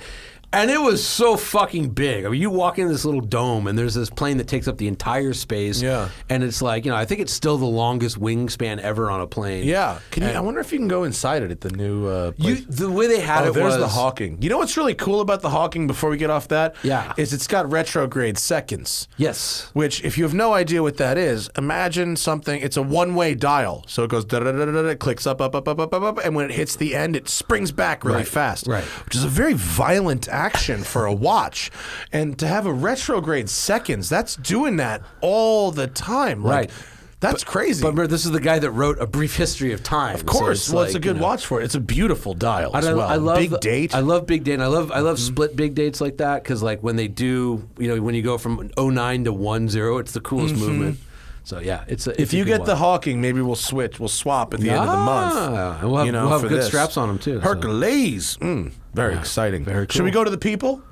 Yeah. Shout out to Bremont, # ambassador. Yeah. But I love you guys. I would talk about your watches. I would do it if I was. Like I said, that mono pusher. We're I not think- getting paid. I just got one free watch. But this one is sweet. It's sweet. I am very excited. Yeah. Very excited. Very good. Are we doing people? What's this? Oh, do we have? This is the people. We have many people, yeah. Hey, Bill. Bill says hello. Have you seen any of the Audi exclusive color runs in the RS6? Nah, I've only seen a couple on the street. The black looked awesome. They had a launch. It wasn't exclusive, but they had the red. The red was good. And it was just like, I mean, the location, Malibu with the surfboards, like it was ridiculous. You know, it was pretty good. The red was good. They saw had Imola blue, right? There was gray. Close to Imola. Oh, at the launch they just had gray and Gray red. and red, yeah. I was in, where was that? What must have been Stuttgart, and there in a parking garage there was the last gen RS6, and it was like this periwinkle, and it was so fucking good looking. It was just like shockingly good. Bill, who asked that question, has an imported RS6 Avant from Japan. 03. Oh, nice. That So wrong-hand driver? No, it's a left-hand drive car. Oh, okay. But it was sold new in Japan, and he got it federalized here somehow. It lived here for a couple months, and it's up with him and his place now. I saw It's badass. Just speaking of non-badass, but like fucking the wildest thing I've ever seen, at the big Cars and Coffee, the LA one at the zoo, last Sunday, there was a purple BMW 318 Ti. Okay. And Ti is a little hatchback Yeah. weird thing. Yeah. And my friend and I are looking at it, and he goes, "Whoa, that's right-hand drive." And I'm like, cool. I'm like, that's like, who would have a British? And then we look closer, and it was Japanese. It was an automatic right-hand drive 318 Ti that somebody imported. Like, How random. They wanted the slowest BMW. it's got to be like one of one in the on the continent. That's got to be really random. I always thought one of those with an S54 would be really where it's at. Right, but imagine with a 1.8 liter auto and then right-hand drive. It'd be the weirdest car. So anyway. Sean imports some European cars in his business at Top Rank, but usually they're left-hand drive. Yeah. You know. Yeah, no, you'd have to be British or Japanese or Australian, really. I mean, Jamaican or something. Well, but a lot weird. of Japanese people bought left-hand drive German cars. Did they? Yeah, it was a status thing. That must be hell for parking garages. Must be annoying, but yeah. So does that mean in a couple years we're going to be importing Buicks that were sold in China to rich people? Like, hey, check this out. No. Because then you'd be stuck in a Buick. But. Philip says, any advice for someone starting a tuning business? Oof. Get known for doing one thing really, really well. Then do that thing a lot. Yeah.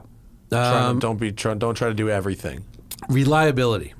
Yep. I would say like if you can be the reliable tuner, like, because that's the thing, like, you know, you drive a car, any car, and there's probably like 1 million kilometers of testing and development that went into it, and you're taking a piece off and changing it, and that piece has 1 million miles of development, and you just like slap it on and sell it. Yeah. So if you can make it reliable, that's a good foot up. Yeah, that's good. Good advice. Elicious, I daily a B8.5 Audi S4 with the sport differential. I'm deciding between a TTRS or a B9 S4. I really want the 5-cylinder, but I'm nervous about Haldex understeer being worse than what I have. Is it worth losing Torsen with sport diff for 5 cylinders and tunability? I mean, I haven't driven the B9S, the newest S4. I have. Look, you know, all three of the cars he mentioned, they all understeer terribly. So the TTRS does not understeer that badly. I had a neither does the TTRS. S4. Yeah, I had a TTRS at a racetrack at Spring Mountain, and I found that you did have to drive it a little more like a front-wheel drive car. Which is fine. Which was fine, but that if you turned everything off, it had enough body motion with the brakes and the weight transfer that you could initiate. It would go oversteer. You could Yeah. oversteer it. Yeah. It was possible, and it did handle very well. The solution, though, is to get the RS3. Adding 5 inches of wheelbase takes all the bad behavior from the TTRS out of it. It's much more stable, and there's a reason when the guys are tuning them to like run 8s, they're doing the RS3 is because the extra wheelbase really helps out. That's a good tip. Yeah, RS3 that's is very the one. good. Super great car. Yeah, RS3s. I would rather have an RS3 than an S4. Yeah, and the RS3 and the TT are the same, literally the Same same thing. powertrain, yeah. No, same platform. It's MQB, but it's just a 5-inch wheelbase difference. So definitely RS3.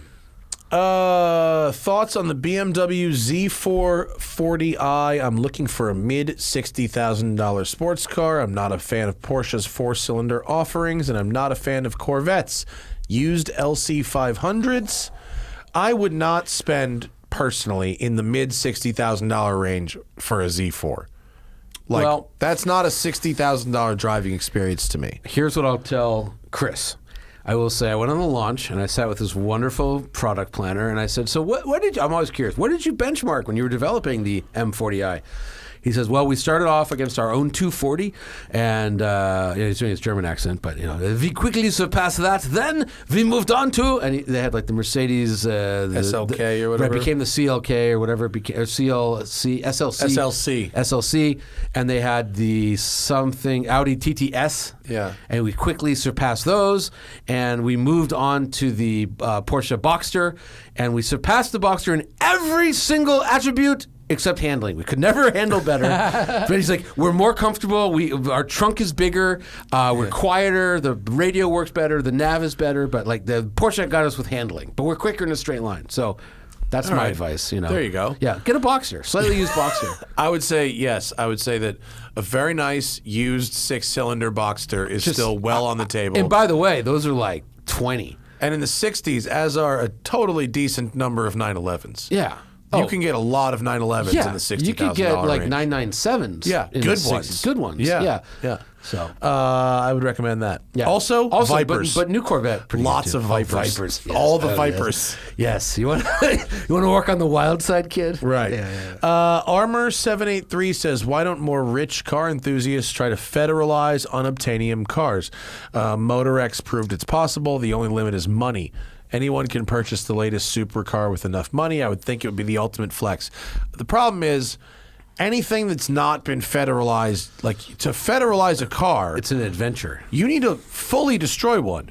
You have to fully buy one and crash the fuck out of it just to have another one that you still have to pay full price for and modify to meet U.S. emissions and blah, blah, blah, blah, blah. It's an adventure. It's a red tape adventure. Yeah. So there are certain, look, I mean, a lot of... Hey, some people do, by the way. Sure. You're trying to say that they don't, but like most people don't. That Japanese RS6 you're talking about? The entire show and display law Yeah. is because Bill Gates and Right. Ralph Lauren Wanted and one or two 959s. other people wanted 959s. Yeah. Yeah. But I would also say that, like, first of all, if you're a rich car enthusiast, you have to really be a crazy enthusiast to like, I want something that isn't federalized, right? Mm-hmm. Second of all, it's like it's unknown territory because like the whatever state you're in, the paperwork and the this that. I mean, it's And by the way, most huge of the headache. great stuff is at this point is pretty global. yeah.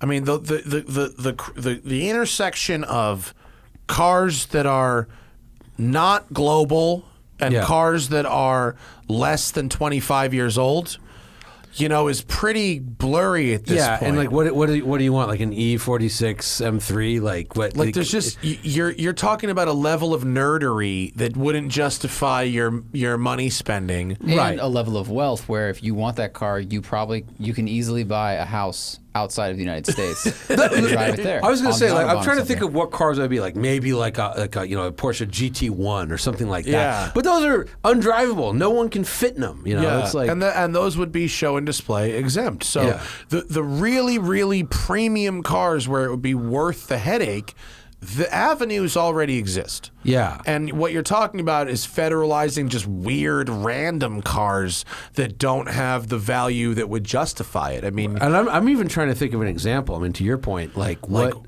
because you could like what I know is that you can drive a Chiseta Marauder on the streets of the U.S. Yeah. That is by far the weirdest car that anyone might try and drive Or anywhere. maybe like an Isadora Emperor, like that. I gotta have it. Yeah, like you're, Yeah. yeah. I think weird. I think everything else has been a global market at this point, But it's a good question, actually. But I'll just say one more thing, and I'm not rich. I'm doing okay, but I do find it funny when people are like, "Why don't you spend all your money?" Like people always like, "Why don't you just buy that car you like so much?" I'm like, "Really? I'll just buy this $89,000 car." Sure, fuck it. Because on Instagram, I know everyone has everything. I know. Yeah, no one has a fuck. Anyway, that. Yeah. So, anyways. Instagram is a dangerous place. All the pizza in my belly, best username ever. Is the GT4 motor recall a thing or a rumor? I don't know. I haven't heard anything about that. Not a thing. I've not heard a thing. Is there an engine recall? But, Zach is Shags may Zach is ask to you as Googling well. 4 days ago. screws loose. A Porsche. Possible. Naturally aspirated 200 sports cars. Yeah, maybe. Okay. 200, But look, there was 200 cars that are in the hands of customers, 800 cars at the factory. Looks like it's Cayman and Boxster GTS and GT4. Looks like the bolts were not tightened enough on the rod bearings, so obviously But that's this bad. is people make such a big deal out of this. Like, you know, like what is it? Like 20 million cars are recalled a year. I mean, Yeah, a lot. it's crazy. And you know? most of them are by brands that people think are reliable. Oh, it's Toyota. Yes. Yeah. Hyundai, Toyota. I think Toyota still has the second biggest recall in history for floor mats. You know, like yeah. Yeah, it looks like the news says that is a possible But I mean, thing, 200 cars, like it's not a lot of cars. It's and by the way, like Porsches have this happen. Remember the 99 1.1 GT3 motor had a problem. We have a customer here who has a car that had a replaced engine. Yeah. And he is really enjoying his ultra extended warranty. I'm sure. You mean forever? He's got the fucking Yeah. warranty to end warranties on his GT3. And is this he bought it or Porsche gave it to him as like? Please no, don't he complain. bought the car new. Yeah. And he received a new engine under Right. that recall, and it came with a warranty Right, came with, that yeah. was far longer than the factory 500,000 warranty. miles yeah, or something. forever. Yeah, A forever warranty. Yeah, that's good. Ali Denishvar, I think that's right. Danishvar. Danishvar. As LA, as LA residents and among the higher echelon of the community, well, that's awful generous of you, Ali, but okay. Do you think the exodus trend from LA is going to leave a permanent effect on business and real estate? Here's the thing. I think that the quote exodus from LA is outsized in the media compared to what is actually happening on the streets. Yeah. Traffic's back, homie. Yeah. This turns out the yeah. city's still full. Yeah. Well, by the way, when a like famous person leaves, people go, I guess everyone's leaving. Yeah, no, a famous like person. Joe Rogan and Elon Musk moving to Texas is not really an exodus. And by the way, for all the people that are like, I'm leaving California because I hate taxes, like another guy shows up on a bus to take his spot immediately. Yeah, I wouldn't mind if LA got 10% smaller, to be perfectly honest with you. I've lived here long enough to remember when it was like 20% smaller. Yeah. I mean, yeah, it was great. But no, I have you seen the prices of real estate around here? Jesus. It's not the the value is still here. And I think as we move past, this horrible year and change that we've had and people start going back to things in person, I think pseudo-urban living will return. I don't blame the comics, dude. The comics needed to do comedy, and you couldn't do comedy really in L.A. Sure. And so they went somewhere where they could do comedy, and so I don't blame them for that. Yeah, but again, like if you look around, look at like the car events that have been happening. Like, Bro. what exodus? Yeah. Please be a fucking exodus. Yeah. I mean, I was at Newcomb's this morning. I almost couldn't get the Aston Martin out. It was so crowded.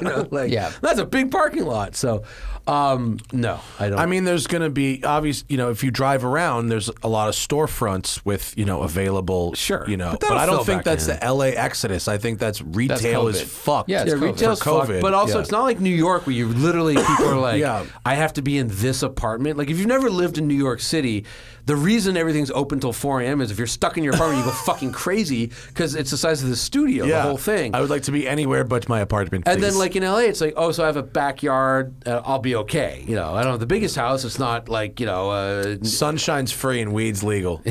Still. And the roads are pretty good. I've been to Texas. Like enjoy driving in Texas. I mean, look, if if COVID didn't touch your family that close, and if you liked cars, the last year was okay for you. It was, dude, it was great. Well, I hate to be in terms of selfish that. about it, or shine any sunshine on a year that was so terrible for everybody, but like lack of traffic was kind of all right for a year. Yeah, and also just being able, honestly, like being able to drive as much as I did without having to get on airplanes all the time was kind of. It was It was good. a nice break. Yeah. I know, right? The offers to fly places for press launches are coming back, and I'm like, can you send me the car because that was awesome. I know. I do want to travel. Like I want to drive Laguna, but I also I really want.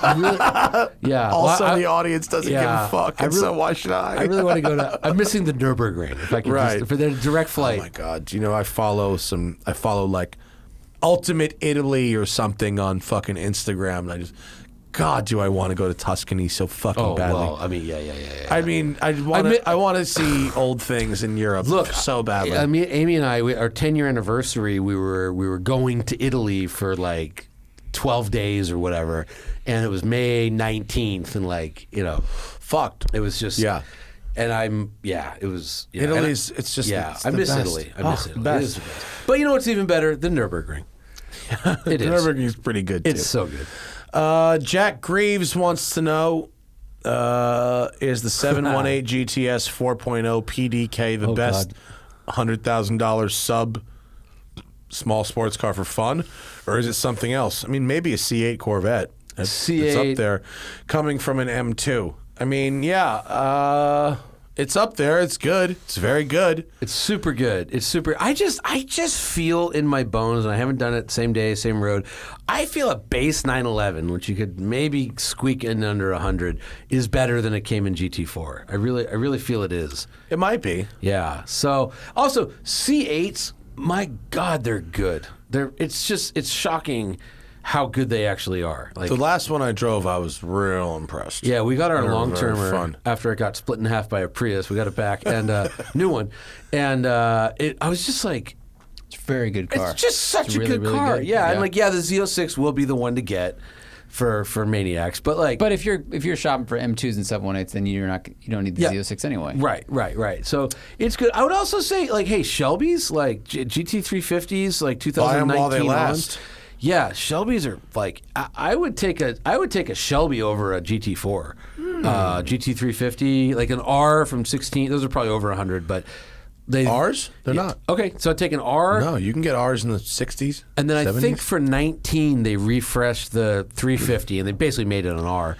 And They got rid of the base, basically. right. They made them all the track pack or whatever. And so Right. that car is like out. Like, you know, Jethro and I did one. We drove that against the Supra, and like, it was like, why did the Supra even It's show up? ridiculous. Yeah, it's a big difference. Yeah, Yeah. and like, but the GT4 is great. I mean, like, it's again like it's so quick, but it's almost dull compared to everything else we mentioned. Well, I didn't it's think so it was precise. dull Compared to until on my new show, Modified on Haggerty, I drove what's it called? the Demand Motorsport Cayman GT 4.5, which is a drop-in crate motor for the Cayman GT4, both generations, 580 horsepower, all motor. That sounds pretty good. And it is the tits. Have you driven like a big Sharkworks motor? I have. Is it tittier than? You know, it's Are the tits bigger? are the tits bigger? Is it tittier? There's a triple D no. Yeah. I mean, look, like Sharky and the boys over there, they do a fabulous job. And I don't want to say, you know, one shop versus another shop because one shop is doing something that another shop couldn't do or wouldn't do. But I will say, as a write check, get engine, put engine in car, don't do anything else, just start driving. You know, Demand, they got this shit figured out. It's 580 horsepower, and it's like, I forget the torque number, but it's plus over 100. And that's a lot. It just it turns, and combined with the short gear set, the 2 through 5. It's just so off. It's so fast. Which is the Cayman Porsche should have been building for the last decade. Yeah, and they won't do. Fucking Jerry. I was trying to tell him about this thing, and Jerry's like, I was like, what about like a Cayman GT4 that feels stock but is faster than a GT3 RS? He goes, I'd rather have a GT3 RS. And I go, well, would you though? But would you? He goes, it's not factory. And I go, but like, what if Porsche didn't do the best they could do? What if they did the best that was financial? I don't know about that. Well, don't you have a Speedster that has like 160 horsepower Emery engine in it or some shit? Right. Yeah. Well, isn't that fun? Yeah. Well, this is that. Oh, I get it. Yeah. See, that's how that math works. But I don't want to give away the story. Shocker. Giant stroker engine in Cayman is fast. It's really good. I just scooped myself on my Haggerty show. I guess I won't watch. I'll tell you what. I watched the rough cut of it. Yeah. And it's very difficult without drifting to make a car look fast on film. Yes, which no one understands. This car, without sending it sideways I hear ya. looks very fast I on hear film. you. Yeah. It's hard to do that. Okay. And we I did mean, they it. do great shit. I drove an M5 5-6 years ago. They did like a M5, not... I'm thinking of Dean. You're thinking of Dynan. Oh, Dynan. Sorry. No, this is Deman. Deam. Yeah, it's a small shop, Porsche shop in sorry, don't know. No, you're thinking of Dynan, much bigger company. Sorry, yeah, Dynan. No, yeah, I'm sorry. man. Okay. Different guy. Sorry. Nice guy. Gotta It's okay. spell it out. You'll go fuck it up, man. Okay. It's okay. Well, I will get in touch. It sounds like You should have a go. You gotta go to New York. I've driven the Sharkworks GT4, It's like that. and it's awesome. I mean, it's like, oh shit, this is good. The Sharky car, the silver car. I feel like it was red, but yeah. Well, I don't know what they did to that individual It car. was just short gears and exhaust, but it was just great. yeah. It was just great. Imagine that, but with 150 horsepower. Right. Is it kind of like taking like a 360 challenge and then just bringing it up a couple hundred horsepower? Like, is that? It's like taking a GT3 RS engine and putting it in a Cayman. No, Yeah, I know, but but I'm then saying extra like mid-engine, with more. it's mid-engine, it's NA. Like, there's not Yeah. a lot of experiences like that these days because everyone is making twin turbo V8 stuff. Yeah. So is that the closest comparison? I guess. Yeah, I mean, it's just a crazy amount of immediate performance. I mean, Right. Because you know the way, like, you know how a Porsche does that thing as it fights for traction on kind of a bumpy road, and it's like the tack almost can't keep up. Right. Like, as it's doing that, you're like, fucking, there is a lot of things happening under there. You know what I mean? And with that perfect shifter, and you're going through the gears like so fast. Yeah, like, that sounds great. Because I this thing drove. was blowing the tires off the top of third gear at like 90 miles an hour. It was awesome. So it's like a 765. It was crazy. Yeah, it was real crazy. Because I've driven the Sharkworks, the 4.1 liters. Yeah, They yeah. take a 3.6 to 4.1, and it's like 500 horse. Yeah. But 480 torque. Yeah. Which is like Whoa. it's like a 7-liter Chevy engine. yeah, It's this just- is over 500 torque. Oh, that's amazing. It's Yeah, like yeah, that yeah, in a yeah. Cayman. In a Cayman, which is like 3,000 No, pounds. it might not be over 500 torque. That might be wrong. If It it's might not be. 4.5 liters, it very well could be. It's fucking Yeah. batch. And here's the secret. 2 of their customers have snuck the engine through smog. Oh, yeah, because it passes It'll smog. pass. Yeah, yeah, you just run it as a Right, stock yeah, you say engine it's and it'll stock. pass. Yeah. Which is the fucking craziest. This is the only good value in all of Porsche in the entire aftermarket. I mean, literally. Right. There's Yeah, there's 'cause two good Sharky ain't things. cheap. A tune on the Carrera S. Right.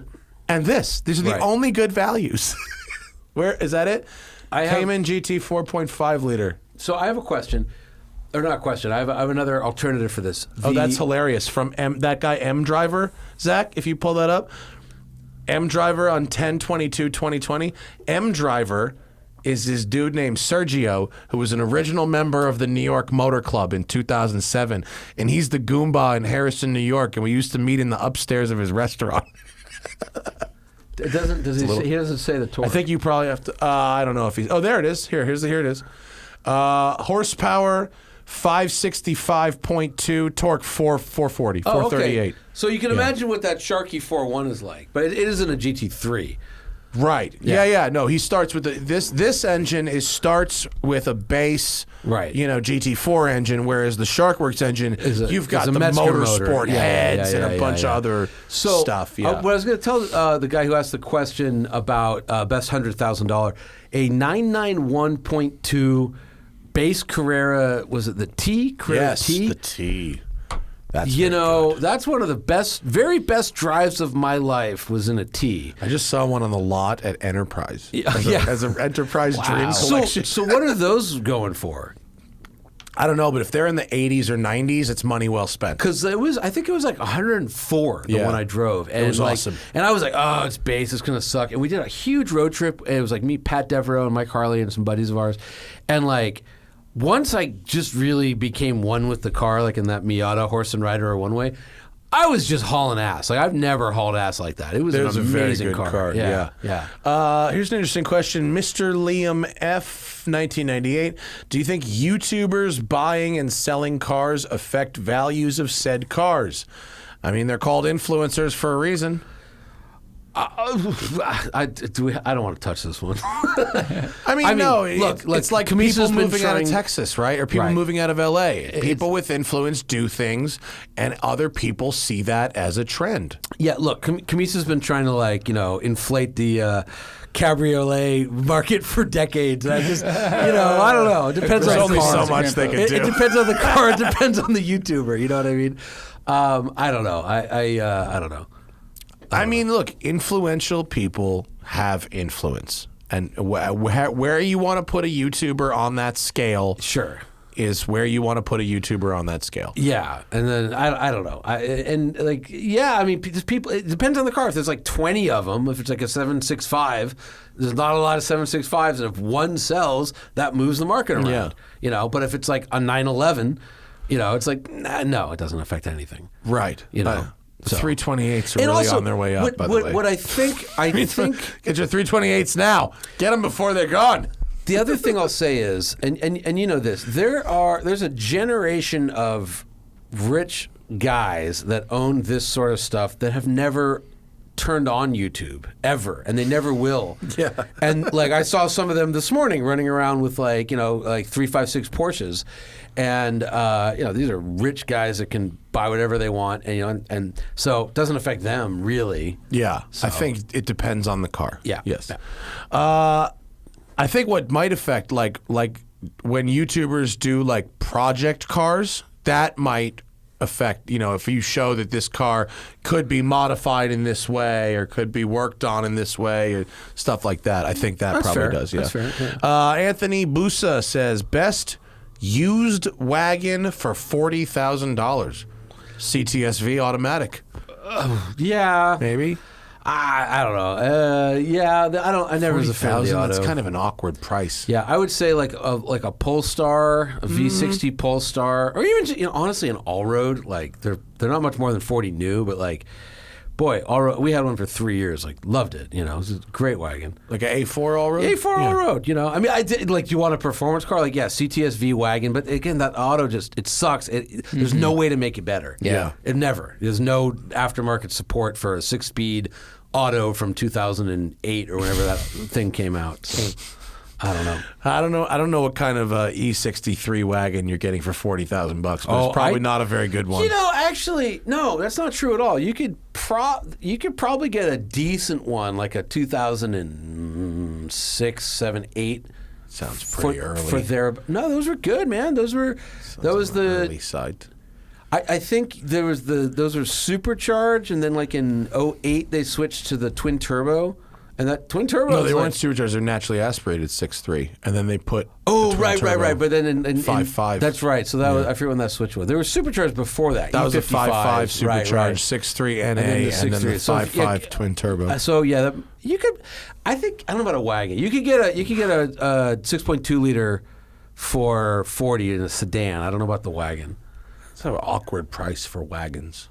Yeah. It's not quite enough to get something real dope. But I would bet there's an AMG out there. Go to Cleveland 40. in December. call and- that YouTuber that's moving the market. Have them find you the cheapest AMG. No, Cleveland in December. Call the AMG dealer. Yes. Want to make a sale this quarter? Yeah. And lastly, Sean wanted to blow $20 in the superset to say Jonny Lieberman ruins everything. Hey, That's Sean. okay for $20. Hey, I do. For $20, I'll tell you. I'll say that I suck cocks for $20. Well, I mean, listen, I'm not gay, but $20 is $20. I got 40 in my pocket. If you know what I'm saying, Zach. A lot of people in LA have made $20. Just, on film, off film. A lot of people need $20. There's a lot more questions. Oh, there's a lot more? Oh, wait, hang on. wait, there's only 3 more. Okay, thoughts on the Lancia Fulvia. I drove one. Not good. We're talking about the old one? Yeah. It's not that good. It looks They great. look great. They don't drive good. Yeah. Well, that engine stinks. It's not good. People have a hard time getting this, but in the 1960s, the only thing that was good to drive was a 911. Yeah. And then in the 70s, a couple Ferraris were Some maybe Mercedes okay. were all right. Kind of, but not Yeah. really. Yeah. It was really Porsche until the 90s. I mean, $30,000 first non-daily 70s or 80s, the best 325 IS on the planet. Yeah. would do it. E30 M Technic Yeah. would do it, like a non-M3. I prefer the 325 IS to the M3 anyway. Oh, that's like sacrilege. I know, but fuck them. Right. I don't care. Yeah, 30K yeah. range You know, gets you that's a nice E46 M3. Pretty nice one. I was going to say E46 M3. I've actually never driven an E30 M3. So Oh, they're okay. Yeah. Above 40 miles an hour. okay. Like they have no torque. Sure. So if you've got a momentum going, they're lovely. Yeah. But if you're doing any kind of lower speed shit, the 325 with the is better torque. Right. Yeah. Okay. Would the Mach E or also by the way, Chuck, think JDM. You can get, if you're willing to drive on the right hand side of the car, 30K goes a really long way into interesting and fun. That's a good point. Actually. Reasonably Yeah. reliable stuff. Like a Toyota Century. Centuries and Supras and interesting SXs we didn't get, really Type R Integras, really interesting stuff, fun stuff that we didn't get. Although here. I did run a Type R Integra off the road this morning in a DBX. So Oh, how much is it? $220,000. I'm just saying, Ross wants to know if the Mach E or Taycan would exist if not for Tesla, or would the only EV options be similar to the Leaf? I mean, it's possible the Mach E or Taycan might exist without Tesla, but I would give them credit for driving a premium EV market. Yeah. Oh yeah. Yeah. So I mean, they created just and tested the accelerated market. stuff a couple years. Like this was known. This was, GM came up with the skateboard chassis a long time ago.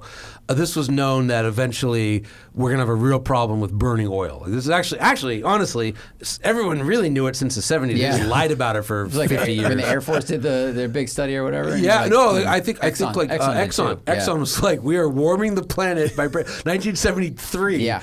Bury it, and so this has been known. But look, hey, Tesla, hats off to getting out of the door first. Yeah, And, definitely.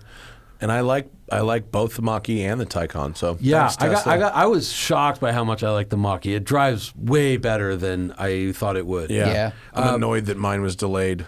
Oh yeah, everything's delayed at Ford. Bronco's delayed, everything. But my buddy had a E39 M5 up at Newcomb's, and I drove the Mach E as fast as I fucking could drive that thing, because you can't turn the traction control off or anything. But I drove as fast as I could, and he was like, it was one of those where he could gain on me in the straights, but I could kind of out corner him for some reason. On the entry? Yeah. Yeah. And I said, okay, at the end, I said, how fast were you driving? Because he basically kept up, but I was a little quicker. If we were actually racing, the Mach E would have beat the E39 M5. And he's like, I was 9.5 tenths. He goes, I could have started late braking, but it's a one-lane road and it's stupid. Yeah.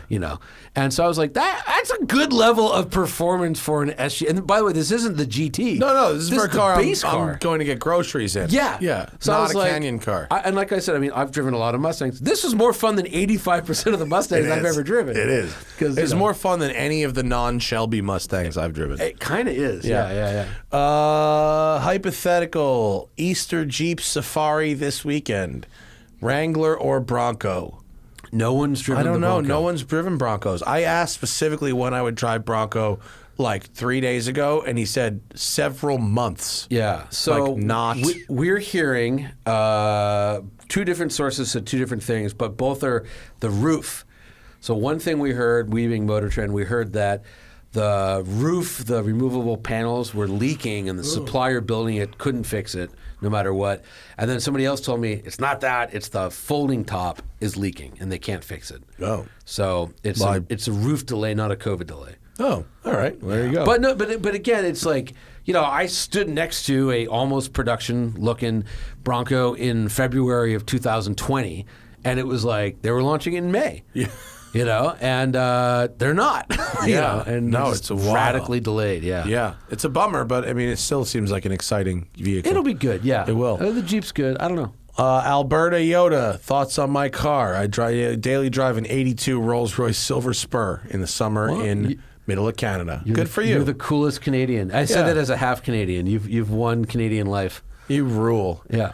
What is this thing? Oh, Jay Owens wants to know, speaking of fast wagons, we never got the 335i as a wagon in the U.S. Is building one yourself an interesting option for sub 40K fast? No.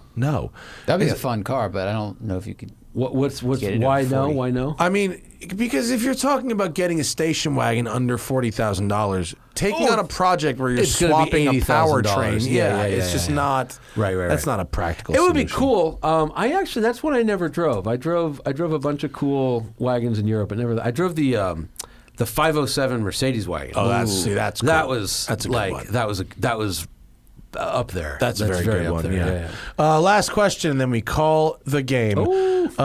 Excited for the Lexus IS 500 future classic? Possibly. Why aren't they calling it an ISF? Do we know that? I have no idea. Come on. I mean, it seems silly, doesn't it? Who knows? They're probably getting rid of F. I mean, who knows? Oh, Who maybe. knows? Yeah. Maybe they're phasing and maybe, out the F. But also maybe they put like 20 horsepower on it, give it fatter tires and a body kit, and that's the ISF. Yeah. I mean, who knows? I'm excited because I love that engine. It's a great and engine. the IS chassis is good. I love that Lexus is the last NA V8 company. Yeah. Lexus and Corvette. Yeah. That's it. No, that's going to be very cool. I asked when we could drive that, and they said later this summer. Coming soon, I've heard. Jonny Lieberman? Yeah. I'm Blipshift.com going to plug /Johnny? this shirt. Look at this. This is a Cadillac CTSV wagon manual With like t-shirt. achievement badges. Yes. So this is, I don't know if you remember the original Blip Shift wagon shirt. It was a Mercedes diesel. Yeah. So this one, manual, rear-wheel drive, V8, supercharger, and it's a wagon. And wagon. Yeah. This is very good. And it's on sale now. Buy one, $20 cheap. Thank you for this delicious Willet. Yeah. 6 and 7 year. This one was good. They're both very good. Barrel 124. Yeah, this one, I brought it because they were kind of the same fill level and can't get too wasted. But they're good. It's okay. This one I thought was good. It was really good. And shout out to Willet for making the best bourbon in the world and giving me cigars when I go visit. There it is. And bourbon. Thanks for stopping by, dude. Anytime. That was many hours of radio we just did. We did Yeah. Christian show and then this show. I'm exhausted. A lot of radio. And sweaty. Yeah. It happens, right? When you drink and do radio. You And get scream. You Yeah. get sweaty, yeah. Thanks, folks. What? I don't even know what's next in the schedule, Zach. What's next in the schedule? I don't know. I can't remember. I have no idea. I can't remember. Yeah. A podcast. Next week. Can't remember a Podcast? thing. A podcast? No idea. Nice. I don't know, but that's our show. Good night, everybody. Have a good weekend. Peace. Pop-up headlights are stupid, Johnny.